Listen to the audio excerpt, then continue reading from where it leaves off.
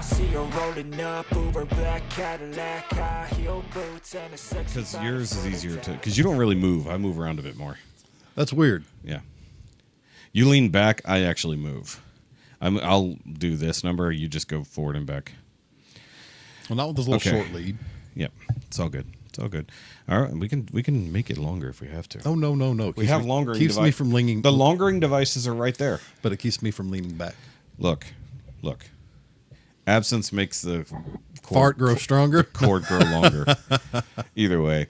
So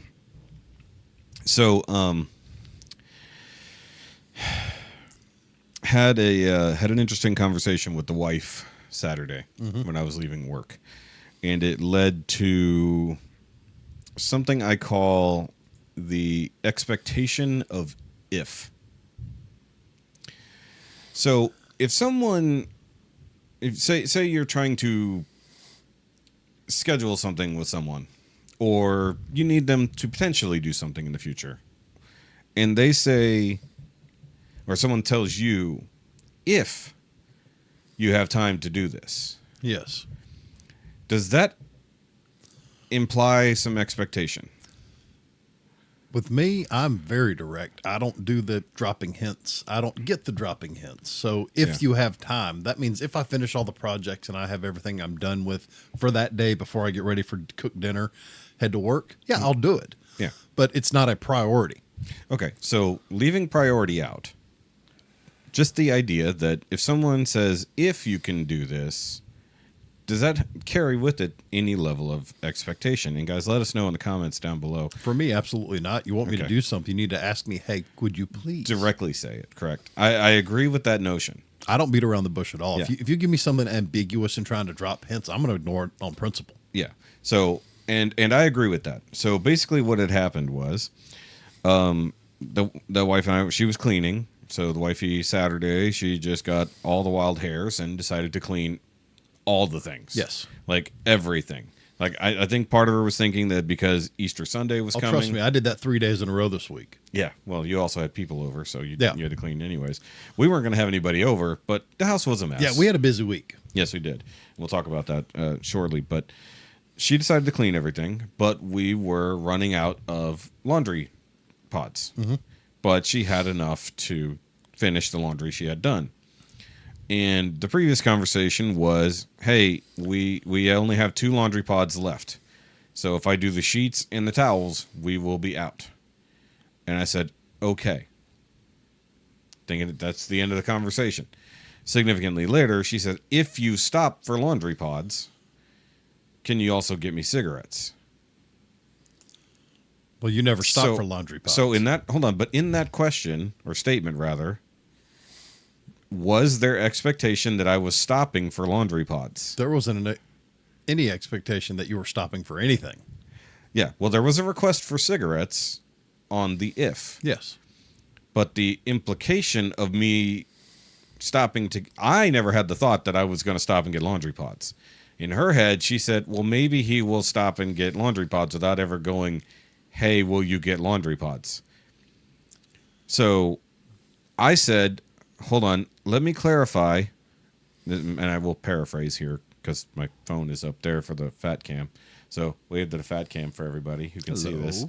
So I said, so are you telling me that we only had 2 laundry pods and you were starting with the sheets and the blankets, or that you're down to just the last 2 things you need to wash and you only have 2 laundry pods? Because now I'm confused as to what the previous conversation was about. Once again, I'm paraphrasing because that's not exactly what I said, which became an argument. You niceified it. Yes. Well, I would read what I wrote, but once again, it's up there. But basically, and I said, well, and she's like, I did not expect you to do these things. And I said, okay, well, if you don't need the stuff right now, then no, I'm not stopping for laundry pods. But if you need me to get cigarettes for you and you can't wait until we leave later to go to the House of Jefe, then I will stop and get them for you. That's literally what I said. Yeah. So in saying that, there was much anger. No. Because she got mad at being accused of expecting something of me. I was like, But it sounded like you wanted me to get laundry pods, but didn't ask for them. I don't know. That's communication individual. Communication between the sexes is always going to be difficult and complicated because our brains work differently. Yeah. That's a proven fact, anecdotally and scientifically. Our brains work differently. Yeah. You know, like what was that silly meme? Wife says, "Hey, I know you're going to the store for milk. If they have avocado, get 6." Yeah. And he shows up with 6 cartons of milk going, "They had avocado." Once again, hold on. What word did you say, though? If. So, one, there is misunderstanding when it comes to if. I will grant that. But I also wonder if there's an expectation there. I mean, like, because in this case, it was, we need this thing. So if you stop to do that, without me ever going, okay, well, if I have time, I think it's one thing if I say if. Oh, no, okay, so flip it. If I said, if I have time, I will stop and get some laundry pods, then there's expectation that I might come home with laundry pods. So why is it the reverse not true? Ladies, listen up. You got to be direct. True. Guys, listen up. You have to overthink what your ladies tell you because we're direct and we don't think like they think. Yep. We deal with, hey, we need this. I need this. Go get this. Yeah. No problem. Great. Awesome. Not the ambiguous, ifs and maybes, and because we'll do other stuff in a heartbeat. Agreed. So that led to the situation that I had Saturday, which you were aware of now. But I stopped at the gas station because I needed gas. So I told her, hey, I need gas. I'm going to go ahead and get you Isn't cigarettes. that a normal thing to grab smokes when you're getting fuel? Not me. But for those that do smoke. She does, yes. But I don't smoke, so she wants me to support her smoking habit. But she was mad because they didn't have laundry pods. No. But the reason what happened to me further is because I was sitting at the gas pump on the phone with her explaining the situation. Why I wasn't trying to start a fight. I was trying to understand her request. And for everybody out there, I'm not just an asshole. I have legitimately been having problems with my phone, whether that's on T-Mobile or my phone. That's been all day today. So I think something is going on with our cell networks, whether that's Much a like, certain... what was it, 3 weeks ago or a month we had like a 10-hour blank where we had nothing? Yeah, there was that. So either there's something going on with cyber attacks or potentially it's the pending eclipse that's coming up next week. That's going to be fun. That's going to make some interesting times as well. True. So I've actually been missing text messages. So like I didn't know last week. I had no confirmation from my boss that I was going to be off on Thursday when I requested off after the concert, which I'll talk about in a minute. But it turns out he did reply. It just never came through. Because he sent me a screenshot of his screen. He said, yeah, that's fine. I got you covered. That happened with my buddy. Same thing. He's like, are you mad at me? I was like, well, I've never been mad at you in the 19 years we've known each other. Yeah.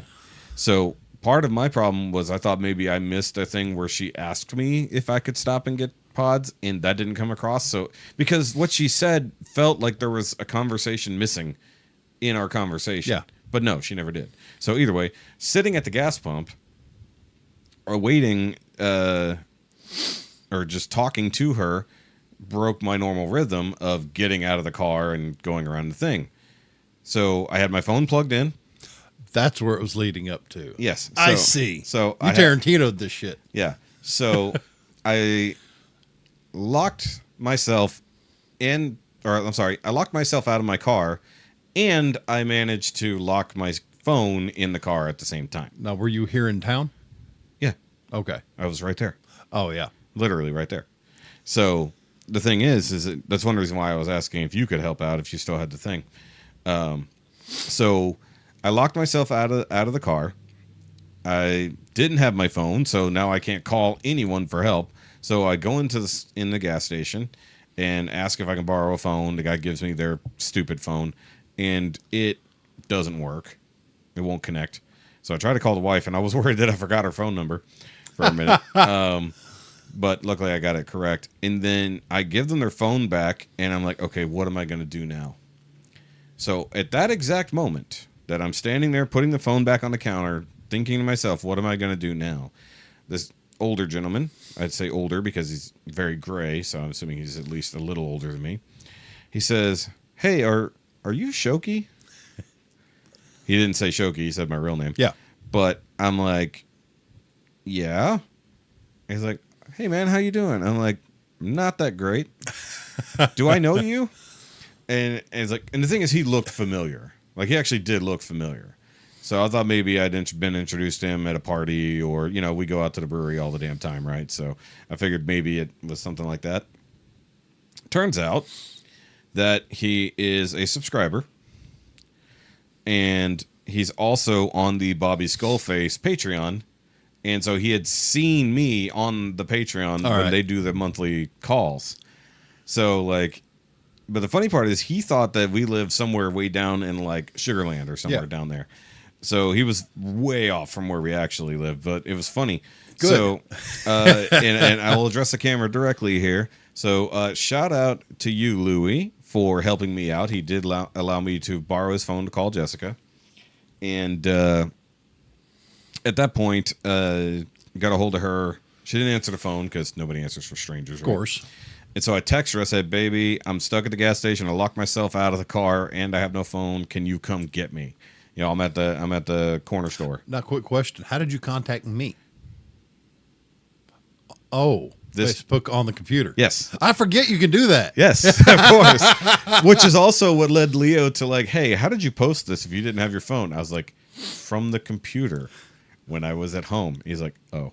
I was like, yeah. So Jessica brought me home, and I reached out on Facebook real quick to see if anybody else had anything, and I knew you had just locked yourself out of a vehicle. Well, you seem to have gotten it taken care of in a timely manner, so it didn't require me to make a 30-minute drive down here with tools. or me to make a hour round trip. Yeah, same difference.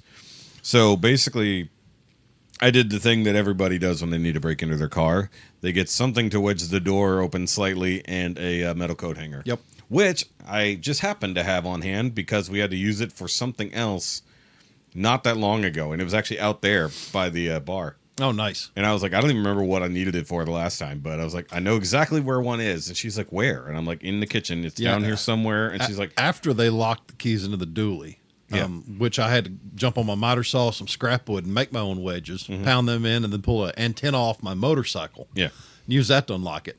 We ordered a proper lockout kit with the inflator bladder and the rocker wedge and all the different attachments. So that would have been very much useful. For those listening, if you don't have one, get one. $27 on Amazon. Yeah. Get a decent kit with an inflatable bladder, and that'll save you a lot of heartache in the future. And actually, so that's what I was looking for was, like, I know we have some floaties somewhere, so I was looking for that. So just in case, because I could have used one of two things to at least inflate floaties, it. Why? Did you have the soup? Yeah. Okay. Yeah. Jackass. So, coat hanger, using two big strips of cardboard to wedge in the door. Because last time I locked myself out was at work, and we basically had to pry it open with whatever we had. Yeah. And using an antenna or something. I think we borrowed an antenna off someone else's car with permission. Of course, with permission. Because that sucked. The thing was I walked around the car to go do the gas, and it wouldn't take my card for some reason. It said "see cashier," and that's instant. That's not happening. Unfortunately, I did have to see the cashier. I just didn't know why I had to see the cashier. Right. So as soon as that happened, I'm like, "Damn it! Okay, now I got to pull around to get gas on another pump." And I went, "Uh-oh." And I was like, I know for a fact I locked the door. That's just a sinking feeling. Yeah, because, like, I instantly lock my door when I get out. Yeah. No matter what, especially at a gas pump. It's such a smooth motion. I don't know that I do it. And see, I'm the opposite with living in the country where we do. Yeah. Never do. Always open. And 90% of the time I have at least a 60-pound dog sitting shotgun. And even running that thing all through Houston, all over the country, I hardly ever locked the door when I was making deliveries. I'd leave the car running, the dog sitting in there. Some guy asked me, "Hey, do you think that's safe?" I said, "Hell, you want it, take off with it." And he walked up and saw Bandit staring at me. Yeah, never mind. Yeah, exactly. 65-pound American Staffordshire. Yeah, exactly. So at that point, I went, keys. I'm like, fuck. Phone. Fuck. Double fuck. I'm like, well, okay. So shout out to Louie. So the other thing is, while we were standing there waiting, I found out that we, of course, had the Bobby Skullface thing in common. and he has watched the channel before. He's a Transformers nerd, and he works in the area, lives out closer to my parents, and which he honestly like. We'll figure out exactly why I know him. Yeah, because he looks so familiar, like really, like I've hung out with this dude, and his voice sounded really familiar. probably from a brewery, sitting around BS. So That's kind of what we do when we go by ourselves. We Yeah. find random people and just sit and have a conversation. Yeah, and he said he hangs out down at a particular Wolfie's, and I'm like, I haven't been there in like 10 years plus. South End? Yeah, Yeah, and I down there. haven't been there forever. yeah, me neither. So I was like, I definitely don't know you from there. So I know him from somewhere. I'll figure it out. But he's gonna come over one of these days. We'll talk Transformers and shit. So. Cool. Yep. Either way, so shout out to Louis for bailing me out there. I did put a video up, so cheers to you, bud. But then I contacted Bobby. I was like, you won't guess how small a world it is. It's like, Dude, it's ridiculously small sometimes. You run Yeah. into people you haven't seen in years. yeah. But I mean, a guy that I only would roughly know from an internet group that we're specifically in together. Hell, my in-laws were vacationing in Spain. They met someone from here. Yeah. So that led to us not going shopping for Easter clothes. Like I wanted to go get a new shirt to match my new Easter hat. New shirt, Easter hat. Oh, yeah. Well, I got the Easter hat. So Of course, the important thing first. yeah, I got the Easter hat. I just wanted to get a shirt to match it. But because now I lost an hour dealing with this, I'm like, I don't have time if we're going to shower, get clean, and then head over to y'all's place in time. So, of course, we did another quote-unquote family dinner out at the farm. Yep, it was always a good time, Yeah, man. the farmly dinner. Farmly? Nah. Yeah, farmly? I don't know. There's got to be something You're there. stretching. You're pushing. There's a bud. portmanteau we can make here somehow. So either way, I don't like portmanteau. I drink whiskey. I could watch his soul just get sadder and sadder. And it breaks my soul Cheers. every time he makes terrible jokes. I make bad jokes, but he makes worse ones. I am a father. I have a right to tell dad jokes. Look, I was a stepdad shortly, so therefore You were a faux father. I was a faux father, which is a portmanteau. I still prefer whiskey. Yep. So either Moving way, on. Yeah. So either way, guys, welcome back to the Now You Made It Awkward podcast, episode 87, because episode 86 was the Ghostbusters thing, and we totally got the number wrong while we were talking about it. We usually do. Yeah. Well, that screwed us up because we did 2 in the same week and then took a week off. Well, more exactly. Yeah. So we took the week off Get because to quote one of my favorite sayings: "I never know when I am anymore." Exactly. I don't either. So, guys, if you notice behind me here, my background has slightly changed. There are lights happening. There's less boxes, and there's at least 1 or 2 Gundams. My camera's mirrored here, so I can't. There we go. And the window's blocked off. And the window is blocked off, which is the big thing that we did last week. Was basically Jeff came over and helped me cut some foam because fuck Home Depot for not cutting the foam. Yeah, they'll for only us. cut wood. They can't cut foam. How Yeah. silly is that? That is so stupid. It's like, okay, we'll run a piece of wood. It's like, I don't know, put a piece of wood back behind it and then just cut both together. For real. Sons of bitches. It was stupid. Because I think Lowe's will do it. You think? Well, because shout out to Pinkerton because, he has a diorama building business. Yeah. And he has to buy that same foam in bulk. So they'll go, but he has said before that they will pre-cut it to size for him because they only have an SUV to haul stuff. So I think he said, I could be wrong, I need to confirm, that at Lowe's they will do it, or maybe his Home Depot will do it, or something like that, wherever he gets it, because he Who buys from knows? both sources. But because they buy either the blue or the purple stuff, just depending. Luckily, we only had that little bit to do. If it was a lot, we would have drug it all up to the farm and did it there. I would Yeah. have got the Suburban. We'd have hauled it proper. Well, by the time we cut it, it would have fit. Yeah. Yeah. So it's like just cutting that foot off the bottom would have made it fit, no problem in the van. But we got it done. Next time we'll bring the burb. Yeah, we'll just bring us all. Just bring us all. We'll deal with it there. So, guys, do the like and subscribe thing. But if you do want to write into the show with any questions or comments or anything else like that, you can do so at NowYouMadeItAwkwardMail@gmail.com, which is in the description down below. You can also follow me at all the Shoky links, whether that's the Shoky Reviews channel, the It Doesn't Have to Make Sense live stream channel, or Shoky Reviews 2, where I don't do anything anymore. So you could follow that if you want. You can also follow my Instagram, Twitter, whatever. I basically shitpost on Twitter because it's fun. Like the other day, I called out the X-Men 97. No, was that what it was? No. Well, there's definitely the X-Men 97 animation making Rogue's ass significantly less curvy. But it comes down to the new season or the new episodes of Invincible that have started up they brought in a new character. Well, not a new character, a character everybody's been waiting for, who in the comics is incredibly voluptuous, as one would say. Yes. And they significantly changed that in the animation. So, sad day. Sad day. So, but either way. Also, one day you'll be able to subscribe to anything that Jeff does in the future. One day, I'll have a thing one of these days. He will have a thing. He has this thing. Is that light still on? Yes, okay. Just making sure. So, either way. And also, shout out to Jeff's family who listens. Yeah, actually, yeah. My in-laws and some friends, they've all started listening. It's kind of weird, but very nice of them. I do appreciate their support. Look, it's better than any of my family. None of my family listens. Really? That I know of, anyways. One of my cousins might, because he was at least following. Yeah, I discovered that. My brother-in-law had a birthday, and my sister-in-law mentioned, yeah, I've been listening. It's nice. It's relaxing. That was very sweet. She's a very sweet lady. I like her a We're lot. relaxing. Apparently. I'm confused by this. So, speaking of which, we do have some comments from the last week or so. Or two here. Hold on. So, at least on our Por Osos vodka tasting, we got some comments. I did read a couple of them. Yep. So, we do have from Richard Mullins, whoever that is, Tito's and cranberry juice for the win, but I do enjoy trying all vodka. So, I guess we do have to bust out some cranberry juice with this. I've done it with Porozos. First night I took it home was great. Okay. So, I have to do that. I have to try that. We do have one jerk who goes by Squealing Dog. This is proof that Red Bar is a clown. However, Bert and Tom are out of touch and no longer funny, but Bert never was. You're an idiot. That's all I got to say. Also, I don't know who Red Bar is supposed to be. I think Or was that Dry Bar? I think it's supposed to say Red Band, but I have no idea because Brian Red Band. I got a lash. Oh, I got it. Okay. And then on our Wild Blossom Pirate's Blood mead taste testing, Sean commented, the shirt is not lost on me, Jeffy. Yep, that was my big Kool-Aid Man shirt. I like that shirt. It was.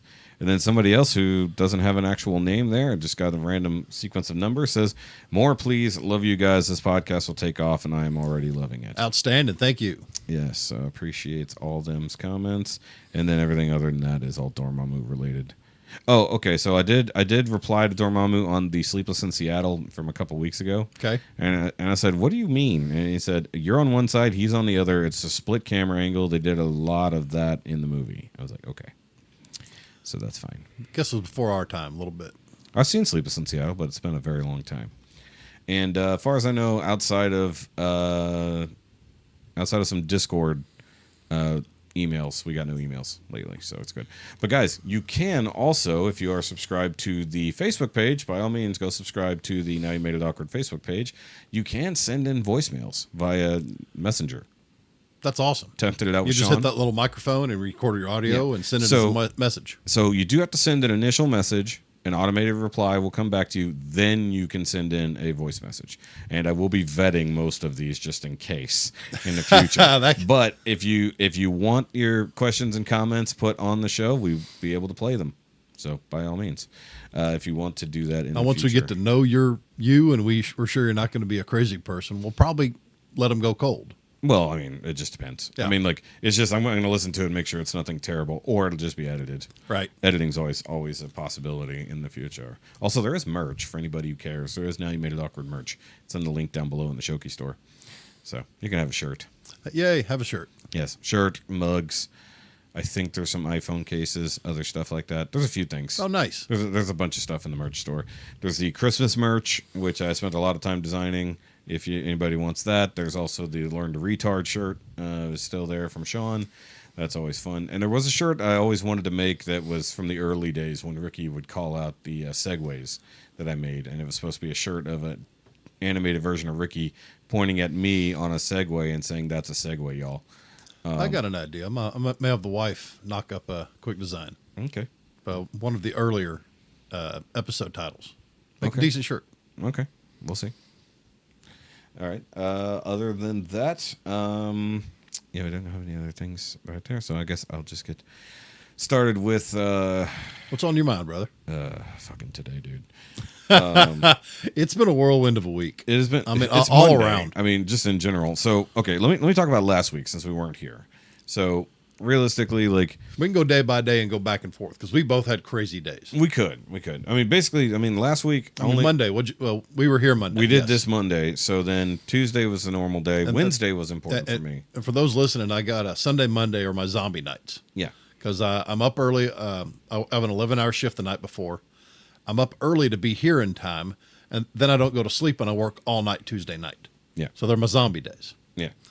So that was Monday was us. Tuesday was, Lord, what did I do? Oh, by the way, hold on. You got a new toy on Monday. What did I get? Oh, yes, I got a new 12 gauge. Yes. Rock Island Armory Imports VR80 magazine fed AR controls, just 12 gauge platform. Put about 50 rounds through it so far. It kicks like a mule, even with a buffer tube to mitigate recoil. So I think a muzzle brake is coming to help push some of those gases back or forward to help mitigate that recoil. Oh, yeah. Also, I'm doing a few other things to help with the ergonomics, reload, stuff like that, because I like charging. I like my charging handle to be on the left side, so I can fix malfunctions and reloads without coming off my shoulder. Yeah. But where the magazine release or the bolt release is situated, if you hit it wrong, the charging handle knocks the crap out of the top of your knuckles. Yeah. So I'm changing that. I'm relocating my bolt catch lever and probably putting a different trigger on it. Okay. So that'll be fun. But she runs good and fast. Yeah. I'll have to come out and see it. So that 19-round magazine is going to be coming soon. That'll be fun. Oh, very much so. Yes. I hate your shoulder. Yeah. And then Wednesday, the wifey and I went out to the Home Free concert down in Stafford. Day before that, Tuesday, the wife and I were at the Pacific Yard House in downtown Conroe. Yeah. And we saw I think they called it the Storyteller Tuesdays. Okay. A couple of guys, Tyler Tilson, I believe his name was, great artist, and another fellow were up there picking guitars, singing, having a good time. And we sat there, some guys I used to ride with, good friends, gentlemen that do Texas Radio 1. It's an online radio station, TexasRadio1.com. Go support them. But they sat around, had a good time. Nice. Yeah, because I forgot you mentioned that, because we got together again on Thursday. Yes. As usual for trivia night. But before that, yeah, I think Wednesday was the only day I didn't do anything, and I think I was in the shop working all night until I went to work. So you did do something. Well, I didn't go out, but Oh yeah, you did not have an activity. So, and this is something that will play into what happened to me today. Basically, like, when was it? Was it Wednesday? I built that planter box. yes, Yeah. Okay, that's what I did. yeah, because I remember Alicia saying, "Seth, you need to build me one." Yeah, and both my sisters. Yeah, everybody wants one. Basically, made stairs out of planter boxes. Sadly, it's $120. That's an expensive build for something so simple. Damn But skippy. it's because the planter boxes are $12 a pop. Both the risers, the stair risers were 21 a piece. Yeah, oof. And then two 2x4s, and that's all you needed. Yeah, but you gotta sell that. Right? No, Build it and sell it. and nah, Well, I mean, just for friends. So at least you get your money's worth. yeah, there you go. But the Home Free concert was ridiculous. I have video. Ridiculous good or ridiculous weird? Yes. So here's the thing. I've been reacting to Home Free for several years now. Yeah, they're a fantastic group, very talented. Yeah. And I was kind of hoping to be spotted in the wild, maybe. So here's the funny part. So there was one lady who did say Well, that... we're like three bills plus. How you going to miss us? Shut up. So Should have borrowed my shirt. Yeah, but most people only see me from here up. So most people don't realize how fat I am unless they see the vlogs or this when we go to the fat cam like that right there. Hi, fat cam. So I keep forgetting it's up there. So I was like, I gotta remember to hit that button now. We have 4 buttons. Keep turning the head. Yeah, I so- sees it. I sees it. So there was a lady who did recognize me, but didn't say anything. And she said, like, she very briefly talked to Jessica in the lobby. Yeah. Because there was a whole lot of milling about. So we had the VIP experience, so we got there early. And we didn't get the high dollar VIP experience where we got to do the meet and greet and all that shit. We got the secondary one where we got the private song, Q&A, lanyard, posters, shit like that. Early admission for merch. Should have been discount on merch. But either way. What, $40 a shirt? One was 40, one was 35. It just depended. But they did have cheaper stuff. The wife wanted the shirt, and I got one too to commemorate it. But yeah, like I said, it was ridiculous because I've watched live performances from them on YouTube, but hearing them live, like everybody's always said, you got to hear them live. It is different. Now, I will say this, because all the videos are up on the It Doesn't Have to Make Sense channel. If you guys want to go see it, all my Home Free videos are up there in a playlist. So, usually when we watch them live, people are catching them probably like a middle or damn near the end of a tour. Yeah. And they're recording on the worst possible equipment. And they're wore out. They're tired. That was the point I was getting at. So you'll hear it where either Austin or maybe even Rob and sometimes Tim will be a little bit flat or they'll be off a little bit. Their voices are tired. The only thing they can really do to help that is steroid shots, steroid injections. True. And you don't want to get dependent on all that. Exactly. So they were almost perfect. Yeah. The only thing that wasn't perfect, and this can be brought up to the new sound guy, was some of their microphones were definitely low. Like Chance's microphone was low for a good portion of the main concert. Then when he did his song, they cranked it up. Rob didn't seem very present either. And it mostly seemed like the microphone. It wasn't like we're so close we could hear. Yeah. We're only like 6th row. Oh, cool. So like we were right there. What venue? Huh? What venue? Stafford Center. Yeah. Yeah. So really nice little theater. Well, I say little. It's a good sized theater. And I was surprised how many open seats there were, to be honest. Like right behind us were like 6 open seats dead center. I'm like, why did no one buy those? Right. Those would be fantastic seats. But then like the upper balcony. They were probably cost prohibitive. Some of them were. And I will once again give a shout out to Diana who donated so that we could go. I didn't ask for that. She just gave us the money. Oh, that was nice. That was cool. I was on the fence because it was going to be expensive. Like as it was, the tickets and fees for what we got was close to $300. Yeah. And then technically speaking, the money she gave also went towards merch and stuff like that. She didn't have to give all that and it was fine. However, I want to talk about part of the experience that had nothing to do with the concert. What, dinner afterwards? No. What do you mean after? It was 9:40 when we left. Katz's is That was, always an that option. was coming home because I didn't know that I was off. Oh, you were in a hurry because you didn't know you had to be in a hurry. Exactly. Yeah. So luckily, driving home at 9:40 at night is significantly faster than driving down there at 4 o'clock in the afternoon. We'll be down there in a couple weeks. Yeah. For who? Junior Brown at the. Oh, okay. Continental. That's the Junior Brown one. Okay. Have you heard Junior Brown? I know of Junior Brown. Older yes. gentleman. He plays an instrument he built called a Get Steel, a guitar neck with a steel guitar body. Yes. Old. He's so old he can't even hold it on a strap anymore. It's on a stand in front of him, and he kind of hunches over it. Yeah. Boy can still play. That sounds awesome. It's one of our first big dates we went on to years ago. We took the motorcycle. It had to have been 2006. Yeah. Maybe 2006. We jumped on the bike, went to the Meridian. Yeah. Took 59 all the way down. Saw Junior Brown play. Great show. Then we drove across downtown to Westheimer, middle of the night. No one on the roads. No one in downtown. On my loud-ass motorcycle to the Katz's Deli. Yeah. It was so creepy rolling through downtown. You could hear the pipes echoing off the buildings and everything. Of course. It was a good ride. It was fun. Of course. So it didn't switch. The camera didn't switch. And the weather was perfect. It was a beautiful night. So the big thing was traffic down there, a little bit crappy. 610 is horrible at that time of day. Of course. And there was a couple accidents. By the time we turned on 610, I needed to go to the bathroom.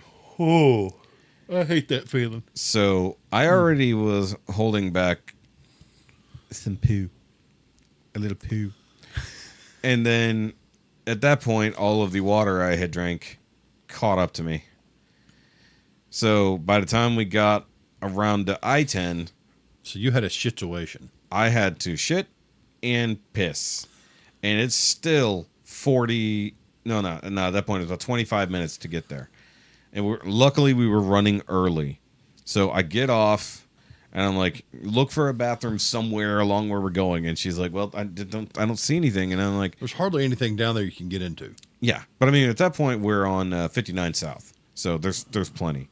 But I get off, and as I screw it, we'll just head towards the venue. Because where it is, there's a mall. There's got to be stuff. And thank God we pulled off on the main street, and there was a McAllister's Deli. So there you go. Here's the other problem. Before we left, I had already eaten. And I said, hey, baby, if you're hungry and you don't want to get any food there's another potato in the fridge. You can just go ahead and eat that. And said, if you want to eat before we go, that way you don't have to worry about it down there. She said, no, I'm fine. I don't need to eat. I ate. I'm good. So at that point, when I told her that I need to go to the bathroom, she's like, you're going to be mad. I'm like, why? It's like, you're just going to be mad. It's like, you're hungry, aren't you? I was like, you son of a bitch. So So this would be the if situation, I think. Either way, going back to the if. So she needed to eat and I needed to shit. So pulled off there and I go straight to the bathroom. Straight to the bathroom because it's crowning. And growing a tail. I'm growing a tail. So this was so for those who don't know, last year I had a major bowel obstruction. I was in a hospital for a few days to deal with it, and ever since I've been trying to get things right again. Had a few months of regularity, and then ate a couple things wrong, got backed up again, and basically like that's where I am up till today, trying to get things. Seems like every right time you again. come over for dinner at the farm, you just get tore up. No, not really. I mean, I'm not tore up. You wait till I start doing Creole food again. No, I'm out on that. So either way, basically like. I get down there and it's basically like, oh, now everything wants to fucking come out. And it's like, so I'm in the bathroom, I'm doing my business like you do. And then somebody starts banging on the door and pulling on the handle. Yep. And I'm like, what the fuck? Like, clearly someone's in here. And I said, occupied. And I'm still trying to do my business. And not 2 minutes later, again, banging on the door. I was like, I'm still in here. And, I'm yelling back. And not hearing anything from the other side. So I said at this point, it's like, I think I'm at a quitting point. You reach those moments where you're like, I can stop now. Right. And then you do clean up, do it, everything else. And so I'm washing my hands and he bangs on the door again. And I said, fucking wait. At this point, I'm pissed. And so I come out there and there's like this tiny old guy like facing away from the bathroom, like right there. And so I walk past him.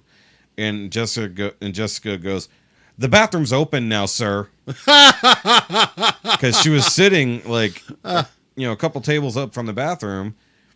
And she's like, and she messaged me while I was in the bathroom. She said, this guy is really pissed. And like, so he went full Karen mode. Yeah. He went to the manager and asked if someone was in the bathroom. Of course. And the guy's like, if the door's locked, someone's in there. Right. And then when he didn't get in the second time, he went back to the manager. Like, what is he going to do? Open the door so you can come shit on me on the toilet? Pretty like, much. I'm in the fucking bathroom. Like, dude. I don't know.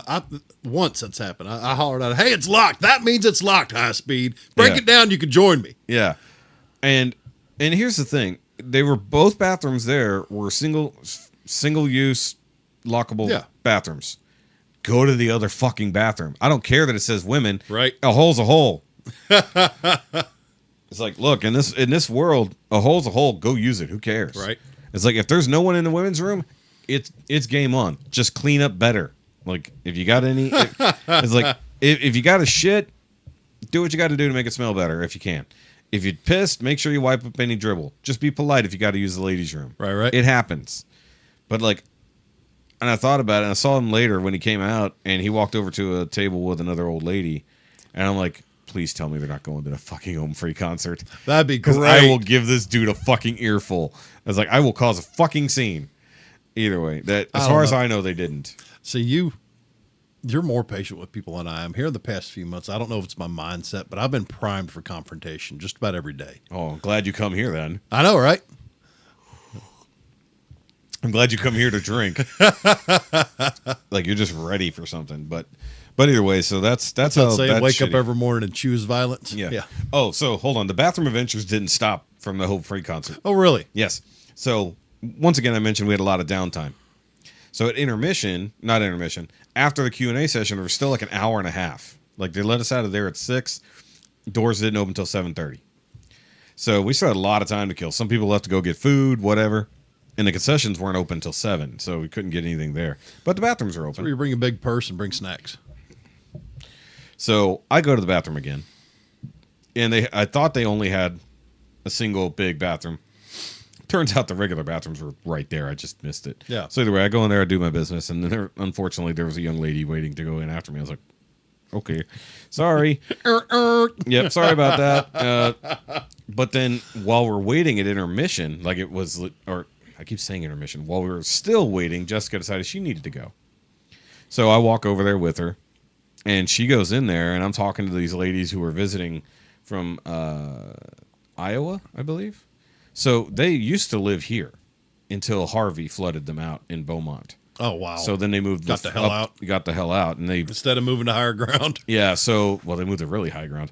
For So, real? Yeah. So the funny part was the lady told me that she was in town for the concert because it was her daughter's wedding dress rehearsal and shower. Or I'm sorry, yeah, just shower and other stuff.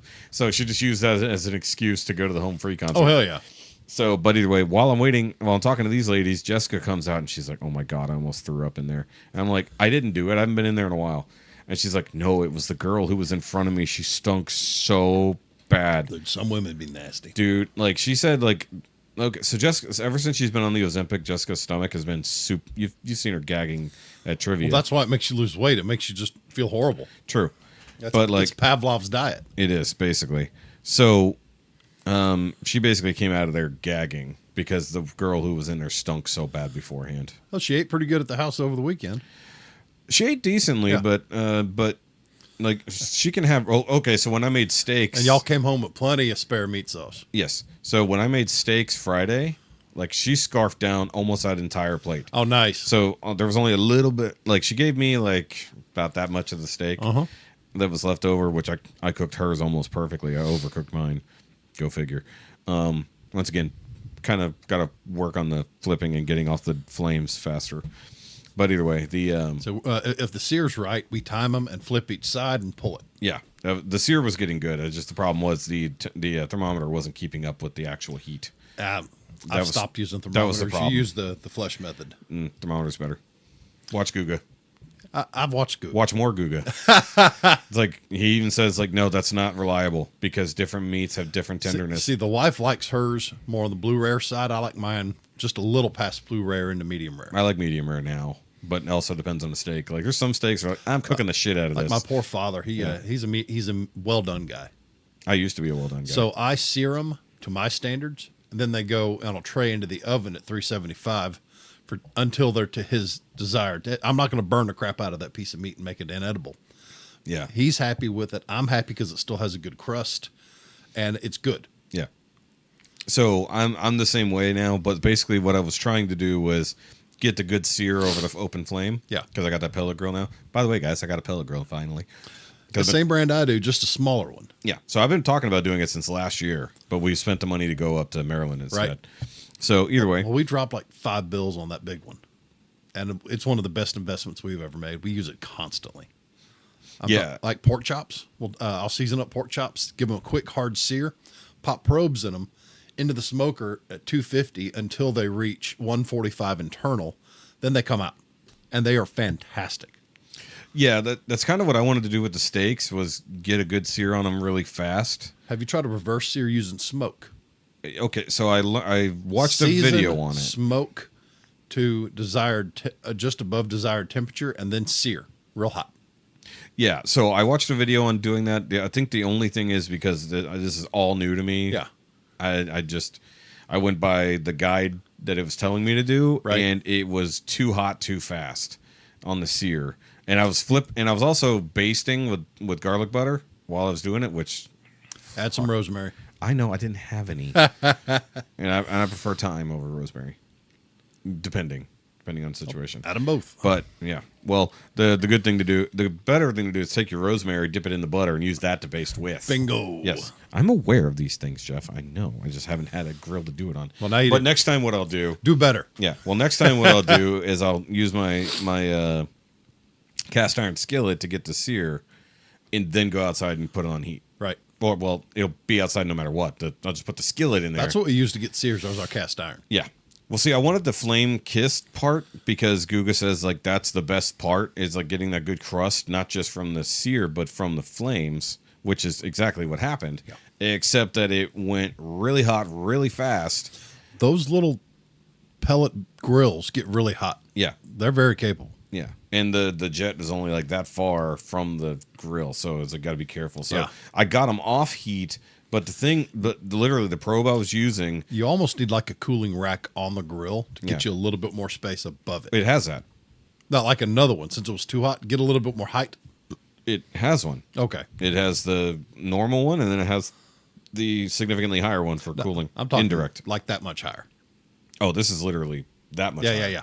So that's what I ended up doing was I took it off of there, put them way up there to get the final heat in. But the thing is, the thermometer wasn't keeping up with the actual temperature. Wasn't fast enough. Okay. Yeah, so they got so hot so quick that it went well past the take it off heat stage before I did it, and then I missed the alert because it didn't come across on my phone. It came across on the base inside. A lot of times. So she heard the message. Primarily, if you do that reverse sear that you want to learn, you go by eye. Yeah. Well, yeah, no. When eye and feel. If you get that crust, pull it off. Doesn't need any more. Yeah. Exactly. That was the point. Speaking of, I need to bring you some of my steak seasoning. One of these days. You'll like it. Yeah. Because I'm gonna try to do a brisket sometime soon. Yep. Brisket. So I need some good seasonings for that. But on top of that, so that basically leads us to this weekend, where we had card night. Card night Thursday. Yeah. No. Well, that was trivia night. Trivia night. Yes. Yeah. So trivia night. We did all right. Fourth. We tied. We're three-way tie at fourth, which is crazy. So this past trivia night was so close. 3 1/4. Yeah. So look, we had three teams tied at fourth, and the rest of the teams above us were only off by 1 point each. It was a close game. It was a close night. Extremely close night. And Jamie and his family did their own team this week, so that might have changed things up. But there was a couple of rounds where we were like nailing it, and then there was a couple where like we had almost nothing. Yeah, everyone looked around at each other. We're like, we don't know what to do with this. So trivia night has been crazy. Tiger Woods. Yeah, yes. we'll see what happens this week because with the way the rest of my day went this week, I might have to do something different Thursday night. We'll see what happens. Well, we've been contemplating taking a Thursday off. Yeah, I mean it's fine. We don't have to do every trivia night. It is fun and it does give us social stuff. I just need a rest week. Yeah. So outside of the fun card night and Friday and family dinner we did Saturday. We did dinner for the family at the farm, just us. And we made something crazy. It was French onion soup, macaroni and cheese with Philly cheesesteak toppings on top of it. Yeah, so you made the good shit Friday when I couldn't be there like an asshole. We had to settle for spaghetti. Hey, my spaghetti's banging. It was good. Damn good spaghetti. But doesn't sound as good as what you just said. Well, we were experimenting. We didn't know how it was going to be. So remind me later. I need to forward you this recipe that I found earlier. I got to go pull it up. Oh, I'm always saving random recipes to try crazy different stuff. Where did I send it? I sent it somewhere. Because for groups that big, I won't experiment on. I know what I did. But elsewhere. with our family at the house, I experiment on them constantly. Yeah. Okay, so I remember I saved it somewhere else. I have to find it. We did decide we're going to be doing some jerky. I got that slicer. Mm-hmm. We're going to use pork loin to do a char siu pork loin jerky. That's interesting. It's got hoisin sauce, soy sauce, a whole bunch of other different stuff, and it should be really good. I'm going to turn the heat up with some chili sauce and a little bit extra pepper. Yeah, should be very tasty. Okay, so let me talk about today. Yeah, today is what's on my mind, as you asked me earlier. Yeah. So this morning, I get up like usual. Blah blah. It's Monday. It's my day off. Get up with Jessica, have some coffee. And I've just to get everyone else on up to speed. I've been in the bathroom about 7 times today. Oh dear. Yeah, but it's just basically getting caught up. It's been a shitty day. It has been a shitty day in that particular aspect. Not that everybody needs to know, but it's a record number of days considering I took 0. Hi, we share too much. Good to know you. We share about everything. It's fine. Considering I took no laxatives, it's a record day. But on top of that, I decided I needed to get a lot of work done today because I planned on going to the movies this morning, and I needed to be able to do this with you after the fact. So I was editing all the videos I needed to edit, including a vlog, a review of Has Been Hotel, which I watched last week, which is fantastic, by the way. Go watch Has Been Hotel on Amazon. And then watch Hell of a Boss if you haven't. There's some homework for you next week if you're interested. Well, as soon as I watch A Gentleman in Moscow. Okay. That's coming. So while what's his name? Friggin' Star Wars kid. Which one? Ewan McGregor. Oh, okay. Yeah, he stars in it. And he's really, really good. I've never heard of it. I think it's on Paramount. I don't have Paramount. Okay, it's the one thing I don't have. Much like you didn't have Netflix, I don't have Paramount. I now has Netflix. Yep, I won't have Paramount just yet. I just upgraded my Amazon so I can get away from fucking ads because it's annoying. For real. Yeah. $2.99 extra a month for fucking no ads on. Oh, I've Amazon. been going through all the seasons of NCIS, and there's one stupid commercial they play. I hear like 8 times a night at work, and I'm ready to just throw my phone every time it comes on. every fucking time. That soccer commercial where they're singing. Yes, I know I exactly want the to one. beat them. Oh, I know exactly the one. hope they all get dysentery. I hope not, because I don't wish things upon somebody I don't else wish that I death, can't get but like through. horribly uncomfortable. So I don't know if I've explained this to you or not. So I stopped wishing major things upon people unless they truly deserve it. We now wish minor inconveniences because these days dysentery is just a minor inconvenience. I mean, I might have dysentery currently, which is the problem. But I drank a lot of vitamin C yesterday, so I think I'm okay. Either way, so back to it. So in the middle of editing this morning, I get a phone call. It's from my mother. For anybody who's been following the podcast the last few months would know that we have not spoken to my parents in several months. Like since the beginning of January, basically. Like around my birthday, basically. And it's not on purpose. That's when we first started coming to breakfast with you, right? Yep. So basically, Mom hasn't heard from us in a long time. We haven't been over there. We haven't called. She hasn't called. Well, correction. She hasn't called lately. She called a few times over the last couple months. But usually I was busy. Like she called a trivia night one time, and then she called another time at men's group, or right before men's group. So I said I didn't have time to talk. Right. But I was like, okay, I didn't have time to talk. What do you want? You know, it is what it is. And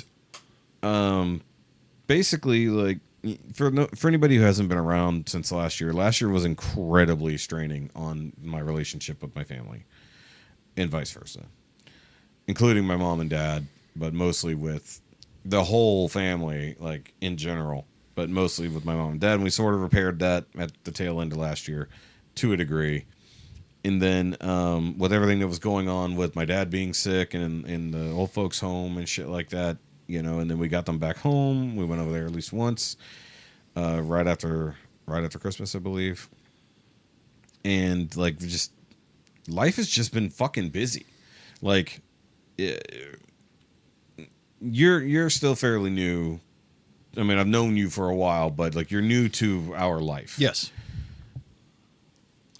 We have lost everyone over the last few years since COVID began back like 2019. Like lost as in don't communicate with anymore, or lost as in lost.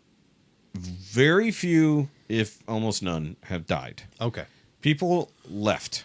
Just no communication. No gone. communication, just fucking disappeared or flat out told us to fuck off one way or the other. Lord. So we've had no friends, tiniest bit of social life with me going out to breweries, Jessica having virtually no social life, period. But we're outside of changing work. that. That's what I'm getting at. So over the last few months, since we joined the church thing back in September-ish area, September, August, you know, I started going to men's group. Jessica started going to women's group. We started going to the everybody group. The church itself has been having services. And, you know, if you've listened to this podcast, James has been on a couple of times, which update on him. He actually went out grocery shopping. So he's once again on an uphill. He's on a minor, very long slope uphill. Yeah. So he said, like, just doing a tiny bit of grocery shopping in a cart was incredibly taxing. He's just going to have good and bad days, and they're going to flow. Yeah, he's still a wreck, but at least currently he's no longer bleeding internally. He's still stubborn and doing stuff. As of the last update, when I talked to Andre yesterday about his update, because Andre went and hung out with him, he said that he did that. It was incredibly taxing, but he felt good to be out in the world. So he had to miss so Easter was supposed to be our actual opening for our church proper. But because the new building fell through, or I should say the building itself didn't go through. So they didn't acquire it? No. But there's very good reason for that. I'm just not going to get into it here. But either way. So basically we established this new thing with new people. We have the church. We have, like, you and I started hanging out for some reason. I forget why we started hanging out more, but we just did. We just did. Yeah. Something happened. And you came to breakfast. That's what did it. Yeah. Yeah. You came to breakfast. You kept and that's what mentioning, did it. hey, we want to go do that. But because Sundays, you know, I do the intermittent fasting and I eat during the night, at late evening and night. It's just every once in a while thing we can eat that early. Yeah, and so we were doing Breakfast Club, which we haven't done in a little bit, but that's okay. Once again, Sunday's been weird lately. Yeah. That's usually my day of rest because I go into work earlier. Yeah, exactly. So between that, trivia night cropping up, you coming to do the podcast now, And us catching movies here and there, just doing stuff. but then other guys, hanging out with other guys from the podcast, whether that's Greg, Charlie, or somebody else. Not podcast, other guys from the church group. And then The church cast. And then church cast.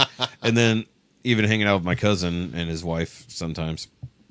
We've just been busy almost every fucking day. I get you. And realistically, and I've said it repeatedly, and Jessica and I have talked about it repeatedly, that we need to call Mom or we need to go over there and see what's going on because it's been so fucking long. So she calls, and she basically is like, "What's with the silent treatment?" And I'm like, "What silent treatment?" And I said, like, literally, it's like, I know we haven't called and stuff, we haven't been over there, but we've been extremely busy. Like, and I tried to tell her, and I made this Facebook post earlier, that like, we've been really busy. We've not been busy for a long time. I'm in a similar situation, and I'll get to it. Yeah.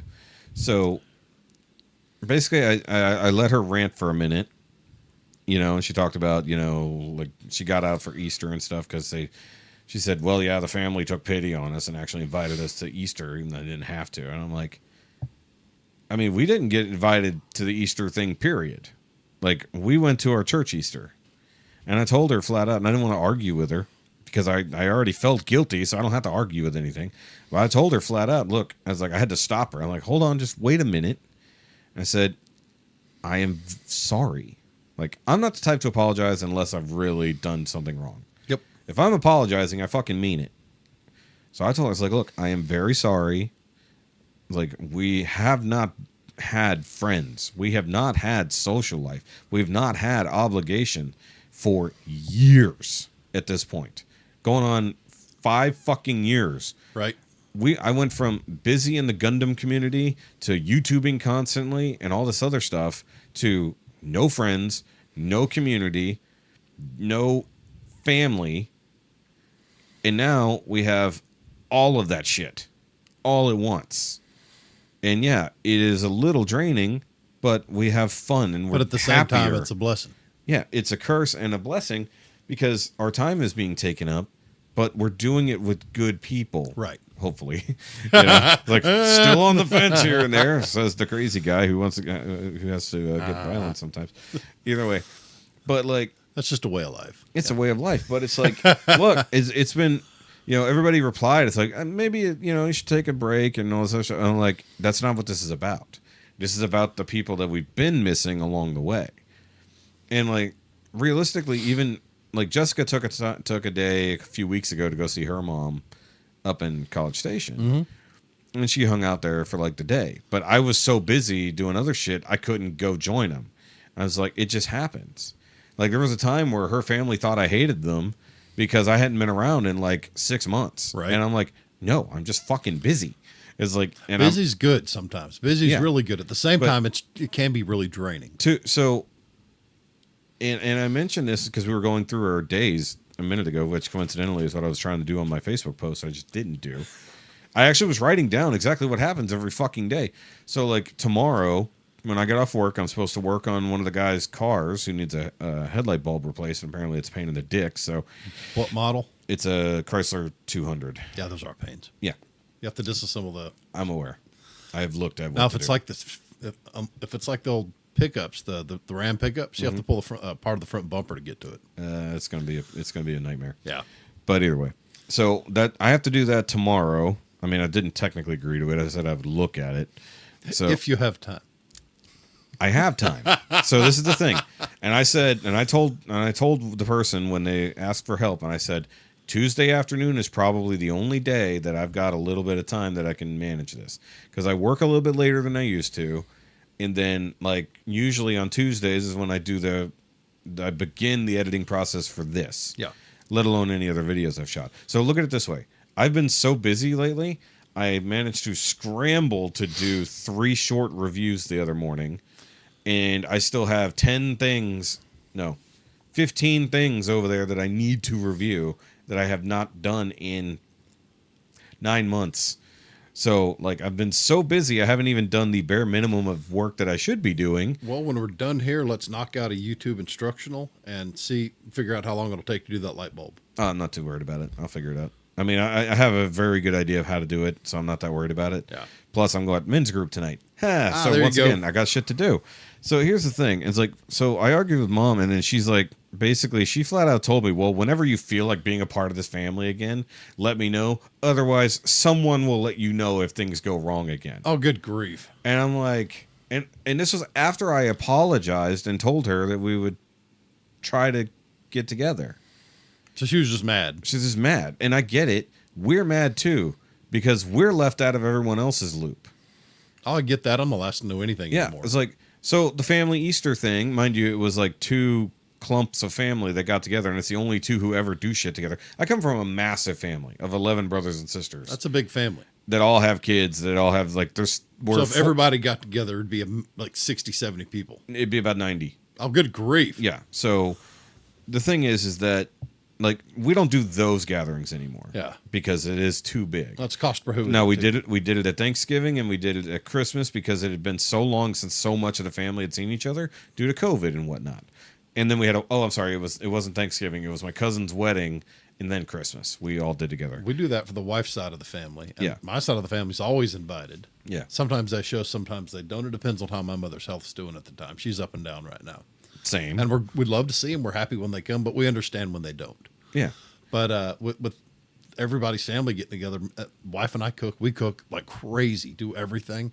And then the in-laws, they wonderfully help clean up, start doing dishes.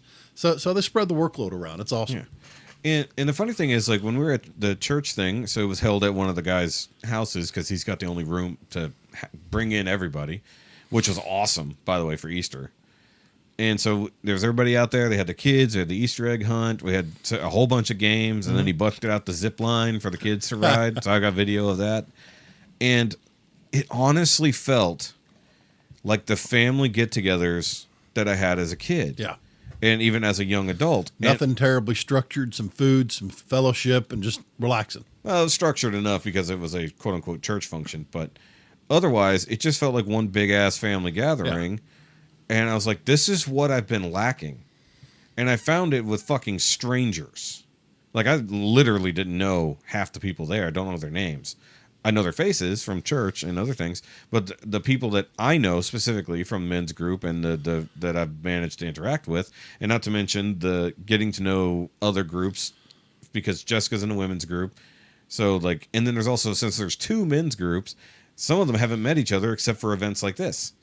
So, like, Wednesday nights has a different group than Monday nights because that's their availability. Yep. And I'm the only one who crosses over. Well, here's the thing. Family's what you make it, man. True. I mean, family is not blood. But for my family to basically... I don't know when this happened, to be perfectly honest. I don't know when this happened that we became like either the outcasts or the left outs, like Jessica and I. And she blames it on us not having kids, which I completely agree with. Because at least when I was with my ex and she had her daughter, you know, we were included in a few more things. After that, you know, it was just I would come to the things because it's family things. But that was also 2013. That was a different fucking world back then. Well, hell, I don't get why they're down on you for not having kids. You're not ready for it. No. But even beyond that, it's just, well, one, we're older at this point. I mean, mentally, probably economically, you might not be ready for it at all. And on the logical end of that, all of that's true. I've already logicked all that to death. But on the emotional end, we're more than ready. True. Like, where we are almost desperate to have children. Sometimes you don't have that choice. I am aware of this. That's why we don't. Wife and I tried for a year trying to get pregnant. Yeah. And it wasn't until I was, the doctor narrowed it down to the night of my deployment to Afghanistan, when I was ready to go to our unit in Houston, and from there go to pre-deployment in Indiana. We attended a Roger Creager concert. Had a great time. That's why you say Roger Creager is responsible. That's why Luke says that. Yes. Edit that out, please. I will believe it. But yeah, so that's the night it happened. I figured I'm going away for a year. Here's something to do. So it worked out. Army paid for the birth, everything. I think we were at $8 after it was all said and done. Damn, $8. So things happen for a reason. There may be a reason why you're not having kids yet. There may be some congenital defect that y'all don't know is going to happen. Leave it in God's hands, man. You'll be all right. Yeah. It's just that when it comes to my mom, so my mom and I are wired very similarly. Like everyone says I'm like my dad. I was like, I'm like my dad in my goofiness and my skill set, but I'm like my mom when it comes to intelligence and emotions. You're like your dad on the visible things, but like your mother on the stuff no one sees. A lot, yeah. But that's also why we butt heads. Because your mom or your dad? My mom. Okay. So I've always been the strong-willed child, also being the only one. My mom's only child, I'll put it that way. So my siblings are my half-siblings, and they're all a generation older. So, like, my sister, I think, was 15 when I was born. So, I mean, like... Oh, so they're knocking on 60, 55 and 60 now. I was babysat by my oldest niece, I'll put it that way. That's my half-brother. They're 50 and 51. Yeah, exactly. 52, Exactly. 51 and 52 now. So my brothers are both in their 60s, and I think my sister is catching them at this point. But either way, they live lives so separate from us that even after everything that went down with our dad last year... Sorry, that was Facebook. Everything that went down with our dad last year, we said we would try. Nobody fucking tried. They get together a lot more. Right. And I get to see about it on Facebook. So the other thing is that it'd be like, hey, we could have come to that. You know, when they had a big old get together with everybody and their kids and everything at like, I forget when it was. It was before Christmas, so it was still warm out last year. And everybody got together, pool party at my sister's. And they said, it's nice to have all of the family together for the first time since COVID. And I was like, oh, all of the family. Right. I'm like, that's weird because your dad's not there and neither is your brother. Huh. So either way. You're not bitter or anything. So. Oh, I'm definitely resentful. But either way, just this shit today. And I'm like, look, and I even owned up to it. I said, look, I'm sorry. And that's the part that really annoys me. It's like, and I know that her mental health is declining. And I know that she can't handle when things don't go her way. Does she, early on signs of dementia or anything like that? Well, it's all the strokes. Okay. All the strokes have really fucked her head up. Not to mention she's the only one who's been taking care of my dad, who is a dementia patient. Oh, good grief. So, it's a giant problem. I've talked about it here a lot. But just today, for that to come across when, one, literally, in the embodiment of being busy, because I said, it's like, look, I'm going to be editing and doing all this stuff up until the time that I leave to go to the movies. As soon as I'm out of the movies, I'm doing a podcast with Jeff. And as soon as I'm done with the podcast with Jeff, I'm going to men's group. Oh, there's some days like that where you can't even catch your breath. It's just nonstop. I was like, I might have 30 minutes. Well, by the time you leave, I'll probably have an hour before I have to leave, where I'll probably prep something for Jessica to have for dinner. Yep. Well, actually, I don't even have to do that. There's leftovers. Oh, that's give me 30 minutes to sit on the front porch, sit in a rocking chair. Yeah. And like, basically, like, because I want us to spend less money, I'm trying to prep food on Mondays before I leave so that we don't each have to eat out. So to save some fucking money, not to mention rent's due today. And well, if you got any spaghetti noodles. We do, but I have to boil that, so either way. But I have leftovers from yesterday at the thing, so she has food regardless. But it fucking floored me, dude. I'm just like, not only did I admit to I know that we haven't been around and we haven't been in communication. She said, like, phones work both ways. I'm like, yes, it does. Yes, they do. And she said, you're welcome to call me. And she said that, like, it's like every time I call you, you're busy. I'm like, well, then call me when I'm not busy, or call me back 2 hours after I say I'm busy, unless it's late at night, obviously. Right. It's like, you don't have to call me when everything fucking collapses. And I have repeatedly told her for years, if you need help with something, need me to do the fucking yard, you just need me to take care of the old man for an hour, call me. I'm not going to call you asking for shit to do because I have my shit to do. That's not a selfish statement. That's a request for help from you. Right. You call me when you need help. I'm not going to assume you need help if you say nothing. Right. I know you need help, but I don't know when or what. If you say, hey, I need a ride to the store to get my meds, or can you go to the store and do grocery shopping because I don't have it in me to do it, fucking call me. It's like, if you need me to mow the fucking lawn every other Tuesday, except when it rains, call me. We'll set it up. It's like, I have a very busy schedule now, which I've never had. If I have the time, going back to fucking if, tell me what you can do with my available time. Don't expect me to show up and help you with things I don't know you need. You can't read minds. I can't read minds. That's long and short of it. From 20, and here's the kicker. Getting back to the difficulty with conversation and communication we were talking about at the beginning of exactly. the episode. It's all about the communication shit. And like, the biggest problem is that last year when everything was going down with my dad and with her at the same time, she definitely had a mental slip and started fucking up her Facebook, thinking that someone had hacked her and was messing with her. So she locked it down. She didn't know what was going on with her Facebook, and everything started disappearing. There were posts that she's like, I don't know who posted this. I was like, it was clearly you. You posted an update about what was going on. No one else has your password. We even changed her password. Yeah. It's like, and things still kept going wrong. I was like, nobody hacked you. You are having a mental slip and you don't remember doing it. That's got to be scary. Yes. That's got to be very scary. And she would not accept that that's what was going on. And she got upset when I brought it up. And I'm like, you're worried about the old man's dementia, but you're not worried about what you're going through. Yeah. And this was right after she had got out of the hospital for having a fucking heart attack. So she had never reestablished a Facebook. I think either she doesn't know how anymore or she doesn't trust it intrinsically anymore. And she just stays away from it. And she stays away from it. I'm like, if you had a Facebook, you would know everything that's going on in my life because I'm not super private. I fucking post my dumbest thoughts. You truly do. I truly do. I even included, I don't know who needs to hear this, in my telling people to go watch Godzilla. Or put on deodorant. Or fold laundry. Fold your laundry. Or, well, what I replied to earlier, so I posted everyone should go see Godzilla Kong movie. And Leo replied, don't tell me what to do. And I said, I don't know who needs to hear this, but go pull the lint out of your laundry, out of your dryer thing. Go out of your dryer, fucking lint trap. Yeah, there you go, yeah, words. Lint trap. I'm tired and frustrated. I'm looking at Lizzo on the screen here. It's very distracting. But either way, that is to say that I was in a bad mood when I went to go see Godzilla this morning. Did it help?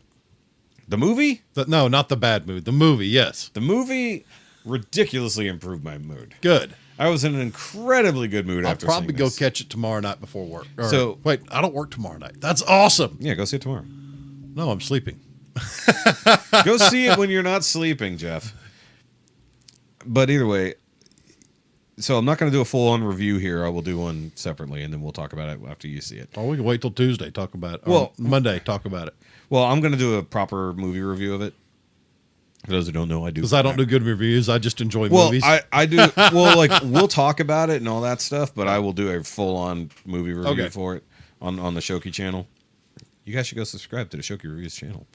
Either way, because I haven't done a proper movie review over there since we did Robot Jocks. Well, I hope you get to where you can communicate with your mom a little easier. Well, and I told Jessica what happened after the fact, and she's like, well, she said exactly what I said. It's like, phones work both ways. Well, and then I told her, but you got to understand, they're what, in the 70s? My mom's approaching 80, and my dad is 90. Will be 91. Spare them a little luck, man. Because with my own mom and dad, they've been having their own problems, and sometimes stuff slips. So I make it a point to send my mom a text. You know, she's a night owl, so she's up all night long anyway. So I'll send her a text, hey, you up? Can you talk? And we have these great conversations. I love talking to my mother. She has a great sense of humor. My sense of humor is probably the only reason I'm still alive today after high school. It saved my ass. Yeah. But we have great conversations. I make her laugh constantly. Yeah. And I'm just blessed to still be able to talk to her like that. And the thing is like, when we're just having normal conversation about stuff, we can do that. But 90% of the time when Mom called me is to bitch about my dad and things going on with him. Yeah. And I'm like, okay, can I help you with that? Or do you just need to vent? Like, it's just really what it comes down to. It's like, because I can just set the phone down and let you vent if you need to vent, but I don't have any input. She might just want a break. And we've talked about this. Yeah. No, but here's the problem is that, and this is what I worry about for myself. And this is why I don't want to become what she has become. She pushed everyone away and then blamed it on them when really it was her own internal thoughts that has done it. And in 2020, 2019, when everybody started basically just because the world got divided not just by the orange man, but by a disease that we all should have rallied against, rallied together against to survive. We all decided to politicize it and go at each other because we all couldn't agree on whether or not our face should be covered 24/7. That was the whole point, though. They wanted a nation divided. All tinfoil hats aside, in reality, I lost an enormous amount of friends during that period, whether that was over George Floyd, whether that was over Kyle Rittenhouse, whether that was over masking, or whether that was due to death of a fucking disease. Right. But everyone went their own separate ways. When I used to be able to call up anyone to fucking come and hang out at any given point, and they'd be like, fuck yeah, let's do it. Right. And then it turned into, okay, we're just not talking anymore, and no one said why. And I'm like, and then you find out later, oh, it's because I didn't agree with you politically. It's like, well, fucking eat a dick. I don't People lost care. the art of having a discussion, having even peaceful and civil discussions have to be held, even though you don't have the same point of view. Exactly, and that's what it comes down to with my mom. A good discussion should make you a little uncomfortable if you're getting new information, you're learning new things. Exactly, and that's what it comes down to with my mom is like any type of. I tried even before things were really downhill. I just tried to have a political discussion with my mom because she voiced her opinion on Trump, and I'm like, do you even know what you're talking about? Like, she just started spouting all the rhetoric, mainstream rhetoric, and I'm like, do you even know what you're talking about? And then I said, no, it's not like that. And she's like, I don't want to talk about this. He's an asshole. We're not going to talk if you're going to keep talking about it. I'm like, okay. So she locked that down quick. She locked that down, and this was before everything was like it is now. But it's just like ever since I was old enough to stand up for myself, we've been at odds one way or another. There's plenty of respect. There's plenty of family time. There's plenty of that kind of stuff. I mean, obviously up until recently, but well, just realize everyone has the inalienable right and the privilege to be wrong. True, except when they can't acknowledge that they're wrong, which my mother will never do. And that's the biggest problem. I can acknowledge when I'm wrong. She does not. So therefore, but this is one thing I thought about earlier, and this is maybe just me, the petty side of me, if I'm honest. I was thinking back to when I was young, and we would go see my grandparents here and there. Major holidays, obviously, things were held at my grandparents' house, and because I only had one set of grandparents, my dad's parents were long dead, so we did everything at my mom's grandparents, and they're foreigners, so it was a little bit awkward, going into a completely different situation. There was almost no English spoken here and there. They cared about their grandkids, but had a hard time communicating with them 80% of the time. But the idea was that, okay, they're the grandparents. They're over there. We have our life. Mm-hmm. And every now and then, phone calls would happen or visits would happen out of the blue. We'd go over there, take care of some shit for them, whatever. We ended up taking like their chickens whenever there were some issues, and we took them out to our place because we had property. Mm-hmm. And then when they moved out and they couldn't stay on their own anymore, they moved in with my aunt. And then they were not that far away, so we'd see them a little bit more often. But I thought about it today, and I'm like, at no point in my paying attention to what's going on in life do I recall my mom just up and calling my grandma to see what's going on. That's a learned behavior then. So, and I looked at it, and I'm like, what she's doing now, that's a learned behavior. So the way I looked at it, I'm like, we went and did stuff when I was young, not much, but they also had a very busy social life. I was the baby, and I was my mom's only baby, but they had a very active social life when I was young. I had a babysitter fairly often. Or whenever we came up to the country, I stayed with my aunt, and they would go do stuff to build the house and whatnot. But otherwise, like, they had bowling tournaments. They had stuff to do at work. There was church occasionally. But, like, there were social responsibilities, and there were people to hang out with, whether that was friends or family or whatever. But very rarely, in my vision of the world, mind you, kids are paying attention to their own shit at all times. They don't care really what's going on. But once I was paying attention to the world, I very, very rarely remember my mother bothering to reach out to see if her mother or father needed anything outside of my aunt saying, hey, can you do this thing for us? Because we can't take care of them right now.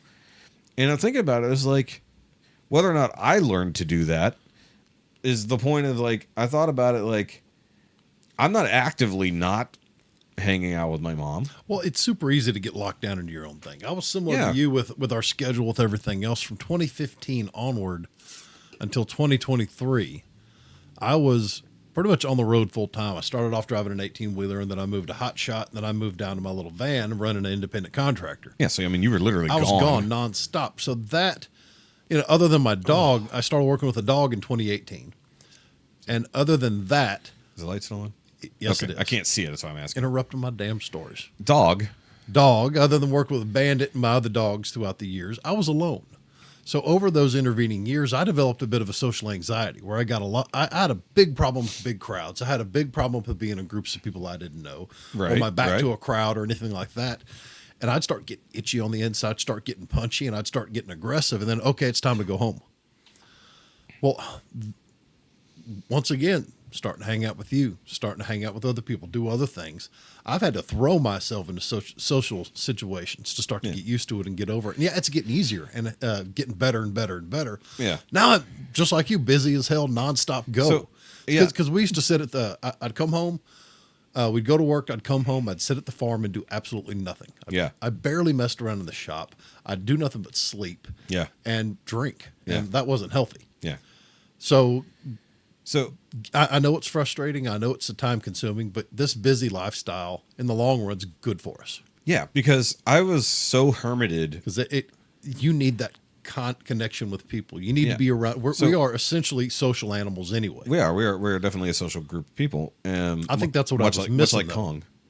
I'll get back to it. Anyway, but yeah, exactly.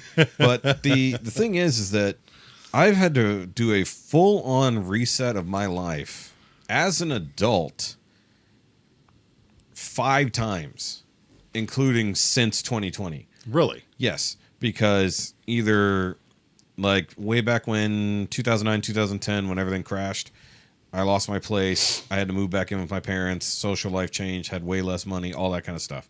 Then whenever I got with Laura, life changed, but it was for the better. And then when we broke up, I lost most of my social circles. And then very shortly after that, I got kicked out of where I lived. So I had to completely reset again. Yeah. And then shortly thereafter, I meet Jessica.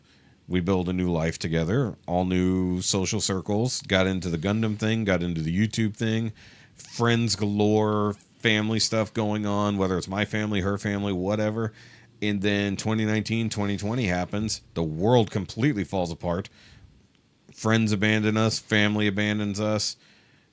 And then we basically become shut-ins again. And exactly like you said, work, come home and sleep. I got shit to do, but I don't care. I'm just going to sleep on the couch because fuck being awake. That was an escape. It was an escape. And I did that even... That's probably one of the reasons I got into audiobooks so aggressively as I did. It was an escape. It was a different world. I could get away from everything. Yeah. So diving back into YouTube and even doing this podcast with almost total strangers, like all the guys that I used to do this with were all total strangers via the internet because nobody in real life wanted to fucking talk to me.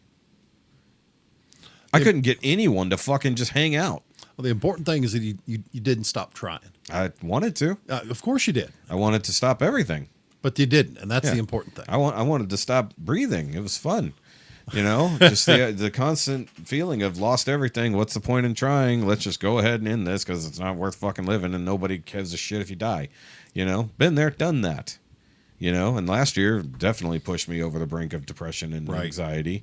Like I've never had something I would consider an anxiety attack until last year when my mom was in the hospital and everything went fucking, or actually when the old man was in the hospital, mom caused the anxiety attack.